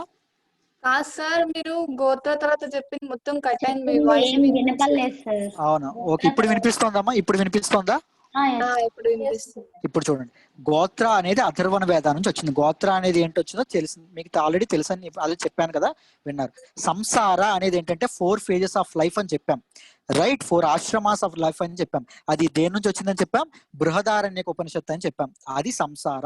మనిషి లైఫ్ స్టైల్ ఎలా ఈడుస్తాడు అని చెప్పేది సంసార. కొంతమంది దీన్ని ఏమన్నారు, ఎవరో చెప్పారు, జబల్ ఉపనిషత్తు అని ఎవరో చెప్పారు. నేను అది చెక్ చేసి రేపు ఉదయం తప్పకుండా గ్రూప్ లో అప్డేట్ చేస్తాను. ఓకేనా? నేను విన్న సోర్సెస్ ప్రకారం బృహదారణ్యక మళ్ళీ చెక్ చేసి చెప్తాను. ఓకేనా? డాక్ట్రైన్ ఆఫ్ త్రిమూర్తులు ఉన్నారని సిద్ధం. అంటే బ్రహ్మ ప్రజాపతి, బ్రహ్మ అనేవాడు క్రియేటర్, విష్ణు అనేవాళ్ళు సస్టైనర్, రుద్ర లేదా శివ అనేవాళ్ళు డిస్ట్రాయర్. ఈ సిద్ధాంతాన్ని ఎవరు చెప్పారు అనేది మైత్రి అనే ఉపనిషత్తులో చెప్పడం అనేది జరిగింది. యూపీఎస్సీలో ఇవన్నీ అడిగారు, అందుకే ఈ 4 యాడ్ చేయడం అనేది జరిగింది. క్షత్రియ ప్రెసిడెన్స్ ఓవర్ బ్రాహ్మణ. ఎన్ని వర్ణాలు ఉన్నాయి, ఎన్ని క్యాస్ట్లు ఉన్నాయి మొత్తం సొసైటీలో? 4. దానిలో బ్రాహ్మణులు చేసే పని ఏంటండి? బ్రాహ్మణులు ఏం పని చేస్తారని చెప్పాను? అలా చెప్పకూడదు ఎప్పుడు. బ్రాహ్మణులు క్రియ కాదు, బ్రాహ్మణులు ఉండేది ఎందుకు అంటే సొసైటీలో ధర్మాన్ని ప్రివైల్ చేయడానికి. రైట్? జనాలను ఎడ్యుకేట్ చేయడానికి, ధర్మం అనేది కాపాడడానికి బ్రాహ్మణులు ఉంటారు. క్షత్రియులు ఎందుకు ఉంటారు? సొసైటీలోని పీపుల్ ని కాపాడడానికి. రైట్? అంతేనా? ఐతరేయ బ్రాహ్మణ ఏం చెప్తుంది అంటే బ్రాహ్మణుల కంటే క్షత్రియులే గొప్ప వాళ్ళు అని చెప్తుంది. ఎందుకు చెప్తుంది? దానికి ఎక్స్ప్లెనేషన్ ఏమిచ్చింది అంటే, అసలు క్షత్రియులు అనే వాళ్ళు ప్రజల్ని కాపాడకపోతే, ప్రజలు అనే వాళ్ళు చచ్చిపోతే ఇక ధర్మాన్ని కాపాడే అవసరం ఏముంటుంది? అసలు జనాలే లేకపోతే ధర్మాన్ని కాపాడే అవసరం ఉంటుందా? ఉండదు. అందుకోసమని సొసైటీలో క్షత్రియుల అవసరం అనేది, క్షత్రియుల తాలూకా ఇంపార్టెన్స్ అనేది చాలా ఎక్కువ ఉంది అని చెప్పి ఏ బ్రాహ్మణ చెప్పింది? ఐతరేయ బ్రాహ్మణ చెప్పింది. ఐ హోప్ మీ అందరికి ఈ రోజుతో మనకి అయిపోయిందండి. నేను కీ టెర్మినాలజీ ఏదైతే ఉందో అది ఈ పీడిఎఫ్ నెక్స్ట్ పేజ్ అటాచ్ చేసి నేను మీకు గ్రూప్ లో పెడతాను. మీరు దాన్ని మెమరైజ్ చేయడం అనేది నేర్చుకోండి. మీ అందరికి క్లాసెస్ అర్థమయ్యాయి అనుకుంటున్నాను. ఏమైనా ప్రాబ్లమ్స్, ఇష్యూస్ ఉన్నా నా వాట్సాప్ నెంబర్కి ఒకసారి మెసేజ్ పెట్టండి, సార్ ఇది ప్రాబ్లమ్, ఎలా ప్రాబ్లమ్ అని మెసేజ్ చేయండి. నా పేరు సాయిరామ్ అమ్మ, నా పేరు సాయిరామ్, చక్కగా దేవుడి పేరు. ఓకేనా? చూడండి, మీరు చక్కగా ఏదైనా ఏ ప్రాబ్లం ఉన్నా ఏ ఇది ఉన్నా నాకు వెంటనే మెసేజ్ చేయొచ్చు, ఏ గైడెన్స్ కావాలన్నా నాకు వెంటనే మెసేజ్ చేయొచ్చు, మీరు ఏ టైంలో అయినా నాకు ఫోన్ చేయొచ్చు, అర్ధరాత్రి అయినా ఫోన్ చేయొచ్చు, నేను 99% ఎత్తుతాను. ఒకవేళ ఫోన్ నేను ఎత్తకపోతే తిరిగి ఏ టైంలో అయినా అరగంటలో మీకు తిరిగి ఫోన్ వస్తుంది, అది 100%. ఓకేనా? అది మీరు గుర్తుపెట్టుకోండి. ఓకేనా? బాగా ప్రిపేర్ అవ్వండి, చక్కగా ప్రిపేర్ అవ్వండి. మీకోసం ఎంత దూరమైనా వెళ్ళడానికి Suresh sir and our organization రెడీగా ఉంది. ఐ హోప్ మీ అందరికీ క్లాసెస్ అర్థం అవుతున్నాయని అనుకుంటున్నాను. ఏ ఫ్యాకల్టీతో ఎవరితో ప్రాబ్లం ఉన్నా తప్పకుండా నాకు ఒక మెసేజ్ పెట్టండి, we will take care of it. Fine, thank you sir. Ancient material IGNOU suggest చేస్తారా సార్ ఏమన్నా? బుక్స్ ఏమన్నా యాక్చువల్లీ నేను అదే చెప్పానమ్మా, ఏన్షియంట్ మెటీరియల్ కానీ ఏదైతే నేను అన్ని బుక్స్ తెచ్చుకొని నేను నోట్స్ అనేది ఇస్తున్నాను మీకు. దాంతోపాటు నేను పర్సనల్లీ ఒక్కొక్క చాప్టర్ వేదిక్ సిలేషన్ కంప్లీట్ అయింది కదా, దీని మీద 200 బిట్లతో అంటే 30 బిట్స్తో ఒక నెంబర్ ఆఫ్ ఒక 6-7 టెస్టులు పెడతానమ్మా. ఆ టెస్ట్లో ఆ 200 బిట్స్ మీరు రాశారు అనుకోండి, మీకు ఇంకా వేరే చదవక్కర్లా. ఓకేనా? ప్రిలిమ్స్ మెయిన్స్ కవర్ అయిపోతుంది విత్ ఇన్ 2-3 డేస్. ఈ రోజు కాన్సెప్ట్ అయింది కదా, విత్ ఇన్ 2-3 డేస్, సండే కానీ మండే ఆ టైంకి పెడతాను. నేను కూడా బిట్స్ అనేది ప్రొక్యూర్ చేసుకోవాలి కదా, చేసి పెడతాను. ఓకేనా? ఇండస్ వ్యాలీ సిమ్యులేషన్ మీద కూడా చాలా టెస్టులు పెట్టడం అనేది జరిగింది, మీకు తెలుసని అనుకుంటున్నాను. రైట్, మీరు అవి కూడా చదివితే మీకు అయిపోతుంది, మీకు కంప్లీట్ నాలెడ్జ్ అనేది వచ్చేస్తుంది, 360 డిగ్రీస్ అప్రోచ్ అనేది వచ్చేస్తుంది కాన్సెప్ట్ మీద. Fine, perfect. కాన్సెప్ట్ చెప్పారు కదా, గోత్ర అనేది అదర్